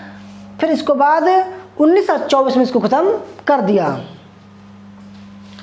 जो कमाल पाशा था, तो कमाल पाशा उसने खलीफात को खत्म कर दिया, होगा, ठीक है। इस्लामिक राज्य के जो अंग हैं दोस्तों, अभी हम खलीफा पढ़ रहे थे, अब उसके बाद में आता है नंबर सुल्तान का, ठीक है। किसका नंबर आता है? सुल्तान का नंबर आता है, क्योंकि हम इस्लाम के अंग पढ़ रहे थे, पहला खलीफा, दूसरा सुल्तान। गजाली ने सुल्तान को शरीर में हृदय और फक्रे मुदब्बिर ने सिर के समान बताया है। बरनी के अनुसार सुल्तान अपने पद के अस्तित्व के कारण सबसे बड़ा पापी है। वही दूसरी जगह वर्णी सुल्तान को ईश्वर का प्रतिनिधि एवं सुल्तान के हृदय को ईश्वर का दर्पण भी बताता है। दरअसल शरीयत के नियमों में सुल्तान एवं सल्तनत का कोई उल्लेख नहीं है, तो फिर सुल्तान का पद क्यों? दोस्तों जब इस्लाम का विस्तार अरब से बाहर की ओर फैला, जब मैंने बताया दोस्तों कि जब इस्लाम धर्म का विस्तार अरब से बाहर की तरफ फैला, तब इतने बड़े साम्राज्य पर एक ही केंद्र से कंट्रोल करना मामूली बात नहीं था दोस्तों, मुमकिन नहीं था। तो इन्होंने खलीफा ने क्या किया कि कुछ अलग अलग राज्य बनाए और वहाँ पर अपने प्रतिनिधि नियुक्त कर दिए। जब इस्लाम का विस्तार अरब से बाहर की ओर फैला तो खलीफा द्वारा सभी क्षेत्रों पर प्रत्यक्ष रूप से शासन कर पाना संभव नहीं था। ठीक है, ऐसे में उन नवोदित राज्यों में सुल्तान की सत्ता पनपी। सुल्तान खलीफा से एक औपचारिक पत्र मंसूर प्राप्त कर अपनी सत्ता को वैध बना लेते थे कि भाई ठीक है, तुम हमें एक कागज़ दो, खिलत दो और हम उसमें हस्ताक्षर करेंगे, क्योंकि हम तुम्हारे अंतर्गत आते हैं, हम तुम्हारे प्रतिनिधि हैं। सुल्तान स्वयं को नासिर अमीरुल मोमिनीन अर्थात मुसलमानों के नेता यानी खलीफा के प्रतिनिधि कहने लगे। ध्यान रहे कि यह नवोदित राज्य हर तरीके से स्वतंत्र थे और सिर्फ नाम मात्र के लिए खलीफा का आधिपत्य स्वीकार करते थे। आखिर ऐसा क्यों? क्योंकि मुस्लिम जनता एवं उलेमा वर्ग का समर्थन प्राप्त करने हेतु, क्योंकि जिस सुल्तान को खलीफा की स्वीकृति प्राप्त हो उसका विरोध करना धर्म विरुद्ध माना जाता था। न्यायविदों ने एक सुल्तान के कुल 10 कर्तव्य बताए हैं। जो भी उलेमा थे, न्यायविद थे, ठीक है, ये सुल्तान दोस्तों, ठीक है, सुल्तान है।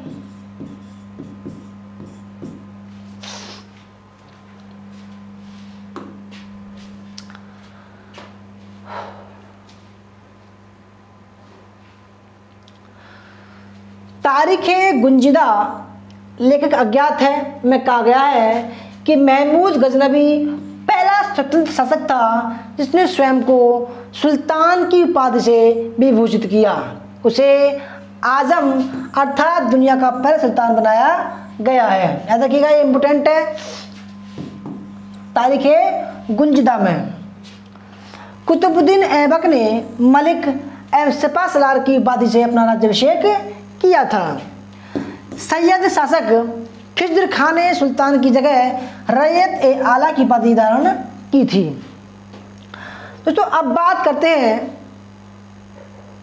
अमीर की।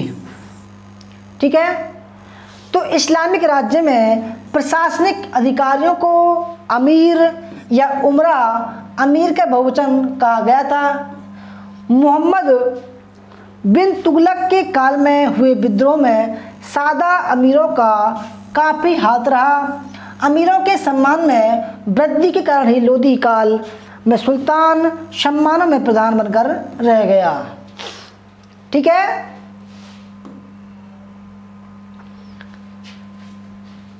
उलेमा ये भी अंग था। मुस्लिम धर्म विज्ञानियों एवं धर्म नेताओं को उलेमा कहा जाता था, जैसे मुल्ला मौलवी है ना, और उलेमा यह कयास, शरीयत, हदीस, कुरान सबके व्याख्याकार थे। वह इस्लाम का प्रधान व्याख्याकार था और मिल्लत के सार्वजनिक विचारों का प्रतिनिधित्व करता था। उसे दस्तार बंदगान भी कहा जाता था। बलबन ने 2 तरह के उलेमा ए आखिरात व उलेमा ए दुनिया का उल्लेख किया है। वह उलेमा ए आखिरात की प्रशंसा करता है। अमीर खुसरो न्यायिक पद स्वीकार करने वाले काजियों को भ्रष्ट एवं अज्ञानी मानते हैं। सुल्तानों से यह अपेक्षा की जाती है कि वे अपने पथ प्रदर्शन के लिए उलेमा वर्ग का निर्देश प्राप्त करें। जैसे सुल्तान बहराम शाह ने उलेमा का सहयोग प्राप्त करने के लिए मिनाजुद्दीन सिराज को जनता को संबोधित करने हेतु भेजा। उलेमाओं ने दिल्ली सल्तनत की राजनीति में दखल अंदाजी दी। इसी कारण बुगरा खान ने कैकूबाद को उलेमा से सचेत रहने की सलाह दी। उसने उन्हें लालची दुष्ट की संज्ञा दी, जिनकी मुख्य रुचि इस लोक में है न कि परलोक में। दिल्ली सल्तनत में अलाउद्दीन खिलजी ने उलेमाओं के प्रति एक संतुलित नीति अपनाई क्योंकि इसने इनकी बात नहीं मानी। दोस्तों ये उलेमा है, ठीक है, उलेमा उलेमा। अब बात करते हैं अलाउद्दीन खिलजी की। उसने उलेमाओं को राजनीति से अलग कर उनकी गतिविधियों को सीमित कर दिया। वह कहता भी है, मैं उलेमा को राज्य की नीति निर्धारित करने की आज्ञा नहीं दूंगा। अलाउद्दीन खिलजी ने उलेमा को नमाज पढ़ने वालों की सेना कहा। उसने अपने सदस्यदूर को उन्हें नियंत्रित एवं व्यवस्थित किए जाने की स्वीकृति दे दी। मोहम्मद बिन तुगलक पहला सुल्तान था जिसने उलेमा को भी न्याय की परिधि में खींच लिया, जिससे वे अभी तक मुक्त थे। उलेमाओं के पश्चात दुखी सूफी शेख निजामुद्दीन औलिया, उलेमाओं के व्यवहार से दुखी सूफी शेख निजामुद्दीन औलिया ने उनके दयनीय भविष्य की भविष्यवाणी की थी। अब दोस्तों बात करते हैं मिल्लत की। मिल्लत मुस्लिम भ्रातृत्व इसे मिल्लत कहते हैं, में संप्रभुता का वास माना गया है। इसलिए मिल्लत को यह अधिकार प्राप्त है कि वह सुल्तान का चुनाव करे, जैसे रजिया को सिंहासन दिलाने वाली मिल्लत थी, यानी कि जनता, यानी जनता। हालांकि इस उदाहरण को अब्बास स्वरूप ही ले जाना चाहिए क्योंकि दिल्ली सल्तनत में सुल्तान तख्त का निर्धारण तलवार शक्ति ही करती थी। इसका सबसे अच्छा उदाहरण खिलजी राजवंश है। वस्तुत भारत में खिलजियों की सत्ता का मुख्य आधार शक्ति ही था।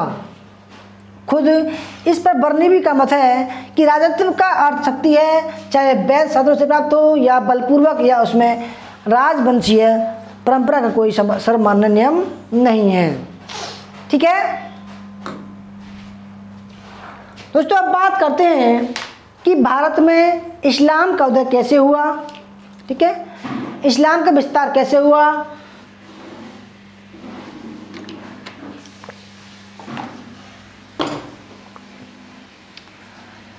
तो दोस्तों देखो, इस्लाम अरब जो व्यापारी थे वो भारत में जो मोपला बंदरगाह थे उस पर व्यापार करने आते थे। ठीक है, जो मोपला बंदरगाह थे, सॉरी मालाबार जो बंदरगाह थे दोस्तों, उस पर अरब व्यापारी यात्रा करने आते थे, ऊँटों से, घोड़ों से, नावों से। अब धीरे धीरे क्या हुआ, अब अरब व्यापारियों ने मालाबार तट पर जो है अपने किले, कोठी वगैरह, बस्ती बनाने शुरू कर दी और उन्होंने यहाँ पर भी जो है इस्लाम का उदय करना, अपनी जो है मस्जिद बनाई। ठीक है, नमाज पढ़ने लगे। लोगों ने देखा भाई ये क्या है, नया धर्म है, तो उन्होंने क्या किया दोस्तों, हिंदू जो महिलाएं थी, भारतीय महिला से उन्होंने विवाह किया और जो संतान पैदा हुई वो कहलाए मोपला। ठीक है, जो मालाबार था, केरल का मालाबार, वहाँ पर मोपलाओं का विद्रोह हुआ 1921 में। तो वो दोस्तों कौन थे, वो अरब व्यापारियों की हिंदू पत्नी, भारतीय जो पत्नी थी, उनके बच्चे थे। ठीक है, भारत में इस्लाम धर्म का आगमन कैसे हुआ। तो दोस्तों भारत में इस्लाम आगमन के प्रमुख कारण निम्नलिखित हैं, जैसे कि भारत में सर्वप्रथम इस्लाम का आगमन अरबों के जरिए हुआ। किसके जरिए, अरबों की, क्योंकि अरब लोग भारत से व्यापार करते थे। अरब व्यापारी जो इस्लाम धर्म को मानते थे, भारत के पश्चिमी तट पर व्यापार करने आते थे। वहाँ के बंदरगाहों में वे छोटी छोटी बस्तियां बनाकर बसे। राजाओं ने उन्हें घर, गोदाम तथा मस्जिद बनाने के लिए जमीन दी। राजाओं ने घर, गोदाम और मस्जिद बनाने के लिए जमीन दी। इन व्यापारियों के प्रभाव से आसपास के कई लोग मुसलमान बन गए। मोहम्मद बिन कासिम ने जब सिंध पर अपना राज्य स्थापित किया तो उसके साथ आए कई लोग सिंध और मुल्तान में बस गए। उनके कारण वहाँ के लोगों को इस नए धर्म के बारे में जानकारी प्राप्त हुई। इस्लाम के अनुयायियों में सर्वप्रथम भारत में प्रवेश करने वाले अरब थे। ठीक है दोस्तों, याद रखिएगा, अरब थे। वे सर्वप्रथम मालाबार तट पर व्यापारिक रूप में आए थे। किस रूप में? व्यापारिक रूप में। उन्होंने यहाँ की महिलाओं के साथ विवाह किया और इसके फलस्वरूप जो संतानें पैदा हुई वो मोपला कहलाई। क्या कहलाई? मोपला कहलाई। 875 ईस्वी के एक अभिलेख में यह उत्कीर्ण है कि मदुरई के राजा ने अरबों को आश्रय दिया था। वह कोरोमंडल तट पर अरबों के बसने का प्राचीनतम उल्लेख है। अरब लेखक अल-इस्तरबी के अनुसार राष्ट्रकूट राज्य में मुसलमान रहते थे तथा वहाँ जामा मस्जिदें थीं। केरल मालाबार के अंतिम पेरुमाल शासक चेरमान पेरुमाल इस्लाम धर्म का अनुयायी हो गया और उसने मक्का की यात्रा की और उसका नाम अब्दुल रहीम शामिल रखा गया। उसने मक्का की तीर्थ यात्रा की और वहाँ से अपने देश के शासकों के नाम संदेश भेजा कि वे मुसलमानों का स्वागत करें और उनके लिए मस्जिदें बनवाएं।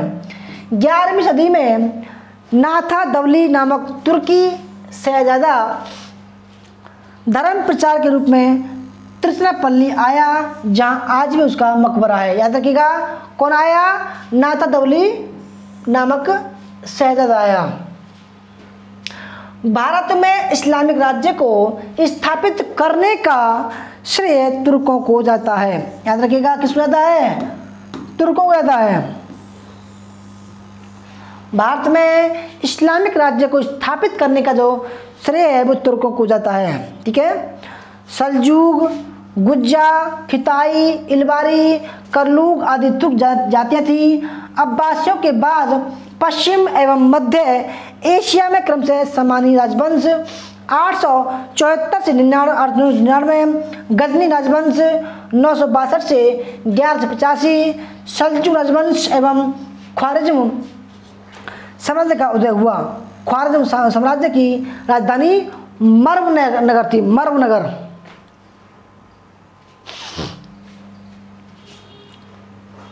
दोस्तों यहाँ पर मालाबार है, केरल के पास पर थे मालाबार, और यहाँ पर अरब है।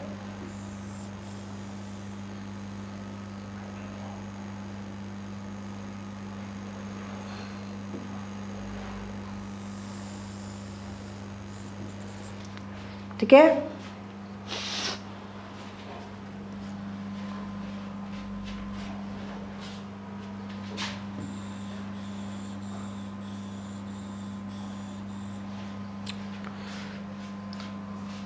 अरबों का सिंध पर आक्रमण। ठीक है, मोहम्मद बिन तुगलक, कासिम और दाहिर। ठीक है दोस्तों, देखो भारत पर अरबों का आक्रमण होता है क्योंकि पहले तो अरब जो है व्यापारी रूप में आए थे, परंतु खलीफा ने मोहम्मद बिन कासिम को 712 के लगभग जो है भेजा कि तुम जो है जाओ और जो राजा दाहिर है उससे अपने माल का जब दोस्तों हरदना नहीं दे रहा है तो उससे आक्रमण करो। ठीक है, आक्रमण क्यों था? यहाँ श्रीलंका। ठीक है, यहाँ से जहाज जो है अरब को जा रहे थे। ठीक है, अरब को जा रहे थे, परंतु यहाँ सिंध के नज़दीक जो है, क्योंकि जहाज जो ऐसे जा रहे थे, ऐसे इस तरीके से। ठीक है, जहाज जा रहे थे इस तरीके से, इस तरीके से जहाज जा रहे थे। तो क्या हुआ, यहाँ पर देवल बंदरगाह पर कुछ समुद्री लुटेरों ने खलीफा के जो जहाज थे जो श्रीलंका से आ रहे थे उनको लूट लिया। ठीक है, अब खलीफा ने कहा, जो सिंध का राजा था दाहिर, उससे कहा कि भाई तुम्हारे राज्य में हमारे जहाज लूट गए हैं, उसका हर्जाना दीजिए। इसने कहा कि नहीं, मैं क्यों दूं? वो जो बदमाश हैं, जो लुटेरे हैं, वो मेरे नहीं हैं, वो मेरे राज्य में नहीं आते हैं, मैं हर्जाना नहीं दूंगा। तो दोस्तों क्या हुआ, यहाँ से फिर आक्रमण करने के लिए भेजा गया कि तुम नहीं भेजोगे तो हमारा आक्रमण होगा, हम जो है क्षतिपूर्ति लेकर रहेंगे। 2 आक्रमण भेजे, दोनों सफल रहे। अब फिर 711 बारे में मोहम्मद बिन कासिम को भेजा गया, जिसने पूरे सिंध को जो है जीत लिया। ठीक है, पूरे सिंध को जीत लिया। अरबों का सिंध पर आक्रमण, मोहम्मद बिन कासिम का के क्या प्रभाव पड़े। ठीक है, ब्राह्मण वंश के आखिरी शासक जजिया कर की शुरुआत भी इसने की। ठीक है, देवल में सिंध पर आक्रमण किया। भारत पर आक्रमण करने वाले सर्वप्रथम मुस्लिम आक्रमणकारी अरब थे। ठीक है, मोहम्मद बिन कासिम के नेतृत्व में प्रथम सफल अरबों का आक्रमण हुआ था। सिंध पर अरबों का आक्रमण, याद रखिएगा दोस्तों, सिंध पर अरबों का आक्रमण। इसका स्रोत क्या है? चचनामा, किसी अज्ञात लेखक ने इसे अरबी में लिखा, बाद में अली कूफी ने इसका फारसी में अनुवाद किया। तारीख सिंध में भी लिखा गया है कि 1600 ईस्वी में मीर मोहम्मद मासूम ने इसकी रचना मुगल शासक अकबर के दरबार में की थी। इसमें लिखा है कि भाई सिंध पर अरबों का आक्रमण हुआ था। यह अरबों का भारत से पहला संपर्क नहीं था। व्यापार वाणिज्य की दृष्टि से अरब वाले पहले भी मालाबार तट पर व्यापार करने आते थे। इस बार नया यह था कि इन्होंने व्यापार वाणिज्य के साथ धर्म एवं राजनीतिक विस्तार का भी लक्ष्य लेकर सिंध में प्रवेश किया। अरबों का भारत पर पहला आक्रमण खलीफा उमर के काल में 636 ईस्वी में बम्बई के थाना पर हुआ था, जो कि असफल रहा। इसके बाद 8वीं सदी के प्रथम दशक में इब्न अल-हरी अल-बहीत ने सिंध के मकरान को जीता, जिससे सिंध विजय का मार्ग प्रशस्त हो गया।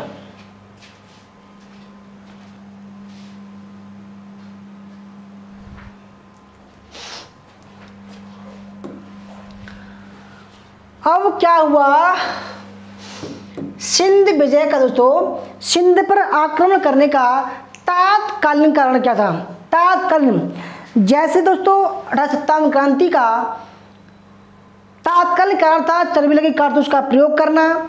ठीक है, इसी प्रकार सिंध पर आक्रमण करने का तात्कालिक कारण क्या था? जहाजों को लूटना। ठीक है, सिंध में इस समय ब्राह्मण वंश का शासन था, जिसका संस्थापक कौन था? चाच था। चाच का पुत्र दाहिर के समय लंका से आने वाले कुछ अरब जहाज़ों को देवल के समुद्री लुटेरों ने लूट लिया। यही घटना सिंध पर अरबों के आक्रमण का तात्कालिक कारण बनी। वहीं आशीर्वाद श्रीवास्तव महोदय का कहता है कि आक्रमण का मूल कारण इस्लाम का प्रचार प्रसार करना था। इराक के सूबेदार हज्जाज ने दाहिर से लूट का हर्जाना मांगा, जिसे दाहिर ने अस्वीकार कर दिया। अतः हज्जाज ने खलीफा वाहिद से अनुमति प्राप्त कर क्रम से 3 सेनापतियों को भेजा। सर्वप्रथम उबैदुल्ला, उसके बाद बरदुल ने सिंध पर आक्रमण किया। हालांकि यह दोनों आक्रमण असफल रहे। अंततः हज्जाज ने 17 वर्षीय मोहम्मद बिन कासिम को सिंध विजय हेतु भेजा। 711-12 में कासिम ने मकरान मार्ग से, किस मार्ग से? मकरान मार्ग से भारत पर आक्रमण किया। कासिम की सेना में ऊंट, अश्वारोही एवं शिला पत्थर फेंकने वाले मंजानिक या मैग्नल या नौफ्ता, ये इंपोर्टेंट है, आ चुके एग्जाम में कई बार। मंगालिक या मैग्नल या नौफ्ता नामक पहाड़ थे और मशीनें थीं। कासिम की सहायता जाटों, मेड़ों, विद्रोही बौद्धों ने भी की थी। ठीक है, ये दोनों इंपोर्टेंट है, आ चुके एग्जाम में।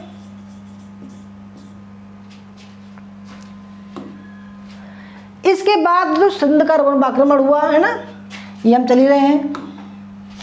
फिर कासिम के प्रमुख अभियान, कासिम के दोस्तों प्रमुख अभियान कौन कौन से थे? सबसे पहले कासिम ने देवल पर आक्रमण किया। यहीं पर सर्वप्रथम कासिम ने आक्रमण किया, क्योंकि यहीं पर उसके जो जहाज थे वो लुट गए थे। देवल के बाद कासिम ने निरून, सहबान, शीशम पर सफलाक्रमण किया। सहबान का शासक दाहिर का पुत्र चचेरा भाई बजहरा था। कौन था? बजहरा। फिर तीसरे नंबर पर राबर। शीशम जीतने के बाद कासिम ने राबर जीता। राबर में दाहिर लड़ता हुआ मारा गया। उसकी मृत्यु के बाद उसकी पत्नी रानी बाई ने अरबों के खिलाफ मोर्चा संभाला, परंतु स्वयं को हारता देख उसने जौहर कर लिया, आग में कूद गई। चौथा, ब्राह्मणवाद। यहाँ दाहिर का पुत्र जयसिंह लड़ा और युद्ध के पश्चात उसने इस्लाम ग्रहण कर लिया। याद रखिए दोस्तों, प्रथम राजा था जिसने अलोर या अरोरा। ब्राह्मणवाद के बाद दाहिर की राजधानी अलोर को जीता गया। अरोर विजय ही सिंध विजय को पूर्णता प्रदान करती है। मुल्तान। अलोर विजय के बाद कासिम ने सिक्का एवं मुल्तान जीता। ठीक है, सिक्का और मुल्तान जीता। सिक्का स्थान के व्यापारियों ने ही स्वयं ही सामूहिक रूप से मोहम्मद बिन कासिम को अपना स्वामी मान लिया। मुल्तान कासिम की अंतिम विजय थी। यहाँ से उसे इतना सारा सोना प्राप्त हुआ कि मुल्तान का नाम सोने का नगर, स्वर्ण नगर रखा गया। ठीक है,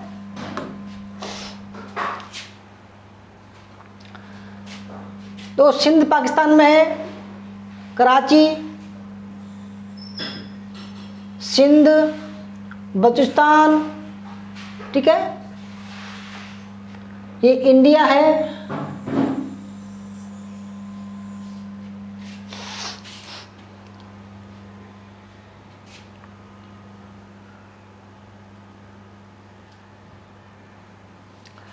और ये दोस्तों को बड़ा कर दिखाया गया है, देखो। ठीक है, कराची, ठट्टा, उमरकोट, मुल्तान, ठीक है, उच्च शरीफ, चोरिस्तान, पंजाब, लाहौर, दौलताबाद, ये इंडिया है।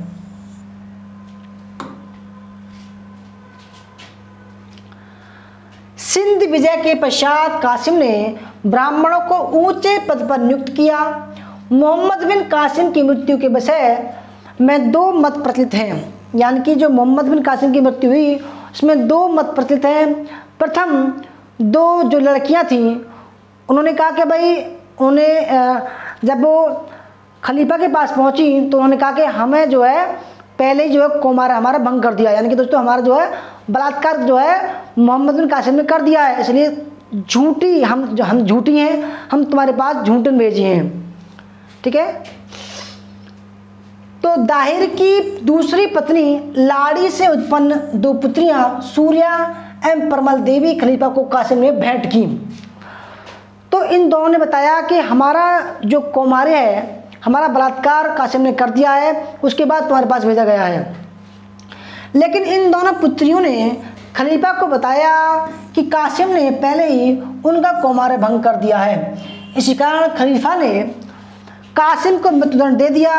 इतिहासकारों का एक वर्ग इस कहानी पर विश्वास नहीं करता। उनके अनुसार खलीफा वाहिद का भाई सुलेमान हज्जाज का प्रबल शत्रु था।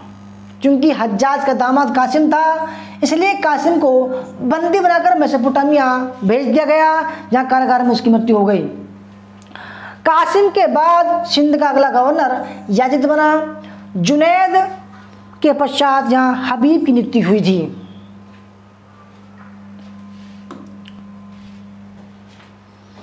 मुल्तान विजय के उपरांत कासिम ने कन्नौज विजय हेतु अबू हकीम के अधीन एक सेना भेजी, परंतु अरब आक्रमणकारी सिंध के आगे नहीं बढ़ पाए, क्योंकि कश्मीर के याजिद ने हराकर इनका प्रसार आगे की तरफ रोक दिया था।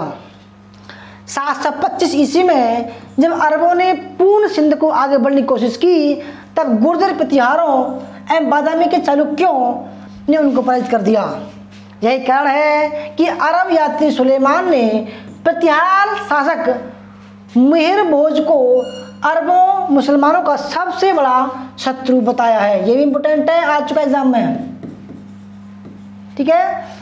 मुरुज उल जबब 941 ईस्वी का लेखक अल मसूदी मुल्तान में एक सूर्य मंदिर बताता है। उसके अनुसार अरबों को जब भी प्रत्यारों के आक्रमण का भय होता तो उस मंदिर को तोड़ने का भय दिखाकर अपनी रक्षा करते थे। अल इदरसी मुजहुतुल मुश्ताक नामक अपनी पुस्तक में लिखता है कि लोग मुल्तान के सूर्य मंदिर का दर्शन करने अपना परम कर्तव्य समझते थे। यदि कोई पड़ोसी हिंदू राजा मुल्तान पर आक्रमण करता तो स्थानीय पुरोहित आक्रमणकारी को धमकी देते कि मूर्ति तुम्हारा सत्यानाश कर देगी। यह सुनकर तुरंत ही आक्रमणकारी अपना संकल्प वापस लेकर वापस चले जाते थे। यदि यह भय न होता तो मुल्तान का अवश्य ही नाश हो गया होता। अल मसूदी लिखता है कि जब काफिर लोग मुल्तान पर आक्रमण करते तो मुसलमान अपने को उनका विरोध करने योग्य नहीं समझते थे, तो उनकी मूर्तियों को तोड़ डालने की धमकी देते और शत्रु तुरंत ही वापस लौट आते थे। प्रभाव, जब बात करते हैं कासिम के प्रमुख अभियानों का जो प्रभाव है वो क्या पड़ा, ठीक है, यानी कि जो भी आक्रमण किए उसके बाद में जो अरब आक्रमण था उसका प्रभाव भारतीय सभ्यता पर क्या पड़ा, ठीक है। तो इतिहासकार टॉड जिन्होंने राजपूताना का इतिहास लिखा है, क्या नाम है, annuls and antiquities of Rajasthan का नामक पुस्तक में संकलित किया है, उनके अनुसार अरबों के आक्रमण से समस्त उत्तरी भारत हिल गया। ये इंपोर्टेंट है, कई बार एग्जाम में आ चुका है। अरबों के आक्रमण से समस्त उत्तरी भारत हिल गया। टॉड ने अरब आक्रमण के प्रभावों को बहुत बड़ा चढ़ाकर रेखांकित किया है। बुलजले हेग ने इसे भारतीय इतिहास की आकस्मिक कथा मात्र माना है। वही स्टेनले लेलपूल ने अरबों के आक्रमण को भारत एवं इस्लाम के इतिहास में एक छेपक मात्र, एक उपकथा तथा एक परिणाम शून्य विजय बताया है। ये सत्य है कि अरब राजनीतिक रूप से सिंध तक ही सीमित रहे, लेकिन विद्वान इतिहासकार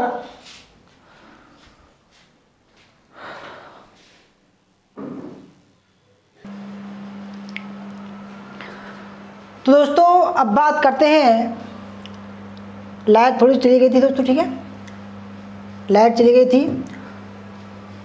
कासिम इनके अरबों के आक्रमण का जो भारत पर प्रभाव पड़ा वो क्या पड़ा, ठीक है।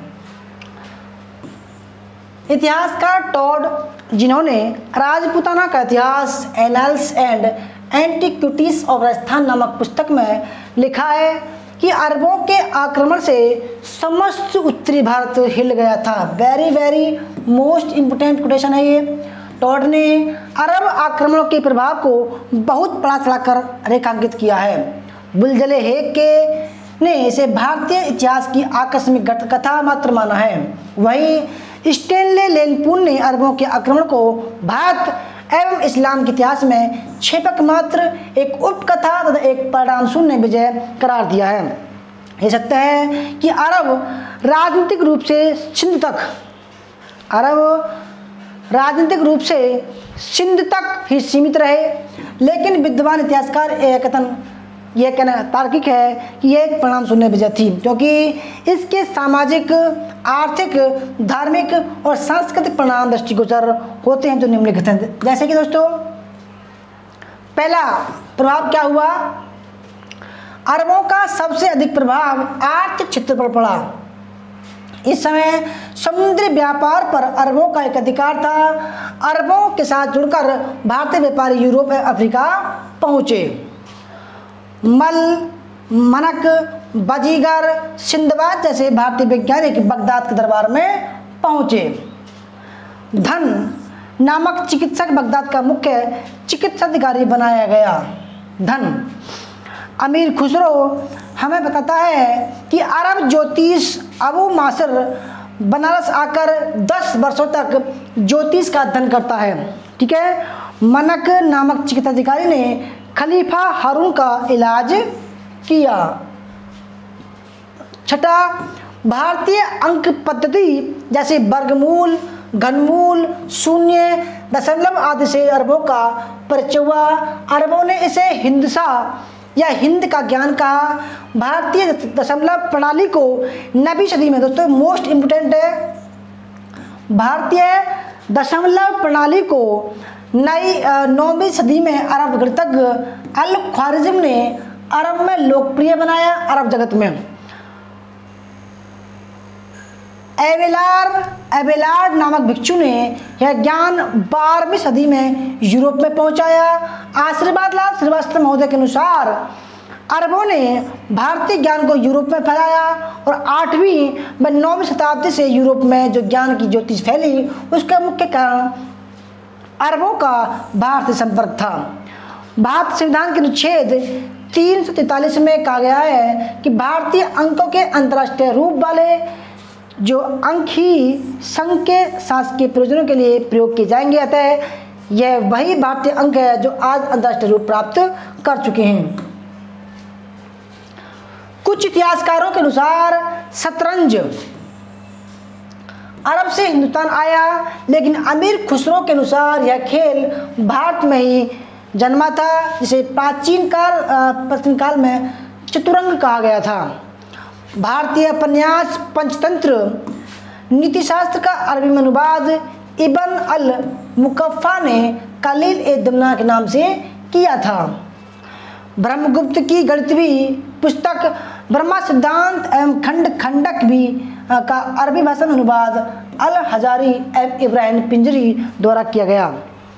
सिंध में इस्लाम धर्म का प्रवेश हुआ और मुल्तान एवं मंसूरा में मुस्लिम बस्तियां स्थापित हुईं। मंसूरा नगर सिंध में अरबों की राजधानी बनी। अरबों ने प्रतिहारों के आक्रमण से स्वयं को सुरक्षित रखने हेतु अल महफूजा नगर बसाया। ठीक है, अरबों ने प्रतिहारों के आक्रमण से सुरक्षित रखने के लिए अल महफूजा नगर बसाया। लगभग 50 वर्षों तक बगदाद के प्रधानमंत्री रहने वाला वर्मकिस परिवार मूल भारतीय बौद्ध थे।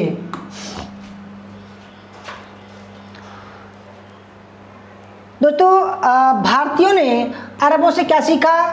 कागज बनाना सीखा। ठीक है,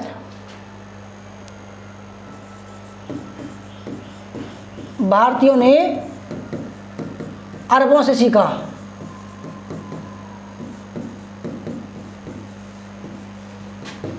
अरबों ने भारतीयों से सीखा। ठीक है, क्या सीखा? भारतीयों ने अरबों से सीखा कागज बनाना सीखा, चरखे से बना सूत काटना सीखा, सिले हुए कपड़े सलवार कमीज सीखा, खान पान कचौड़ी समोसा बनाना सीखा। अरबों ने भारतीयों से क्या सीखा? हिंदी संख्या में अरबी संख्या बनाना सीखा, संख्याओं की गणना करना सीखा, ज्योतिष सीखा, गणित सीखा, शतरंज का खेल सीखा, भारतीय संगीत सीखा, चिकित्सा शास्त्र आयुर्वेद का ज्ञान सीखा था। तो दोस्तों ये थी आज की हमारी क्लास, असिस्टेंट प्रोफेसर की क्लास 1। आपको कैसी लगी? अच्छी लगी तो लाइक करना, शेयर करना, कमेंट करना। अगर आपको हमारा कोर्स ज्वाइन करना है तो 3000 रुपये का कोर्स है, जिसमें थ्योरी, ठीक है, उनकी PDF आपको पढ़ने को मिलेंगी, प्रैक्टिस सेट, ठीक है, और इसके साथ में आपको दोस्तों दो बुक जो है फ्री दी जाएंगी। 2 बुक हमारी तरफ से फ्री दी जाएंगी, इसमें 2 बुक। ठीक है, और डेली 100 नंबर का टेस्ट होगा, डेली 100 नंबर का टेस्ट होगा। ठीक है, टॉपिक वाइज कराएंगे दोस्तों, और बिना टॉपिक का भी वर्ड हिस्ट्री और GS भी कराएंगे। दोस्तों ये थी हमारी क्लास। अगर आपको कोर्स ज्वाइन करना, हमारा नंबर है 8218345167, संपर्क कर सकते हैं। धन्यवाद। जय हिंद, जय भारत, वंदे मातरम। क्लास कैसी लगी? अच्छी लगी तो कमेंट करना, लाइक करना, शेयर करना।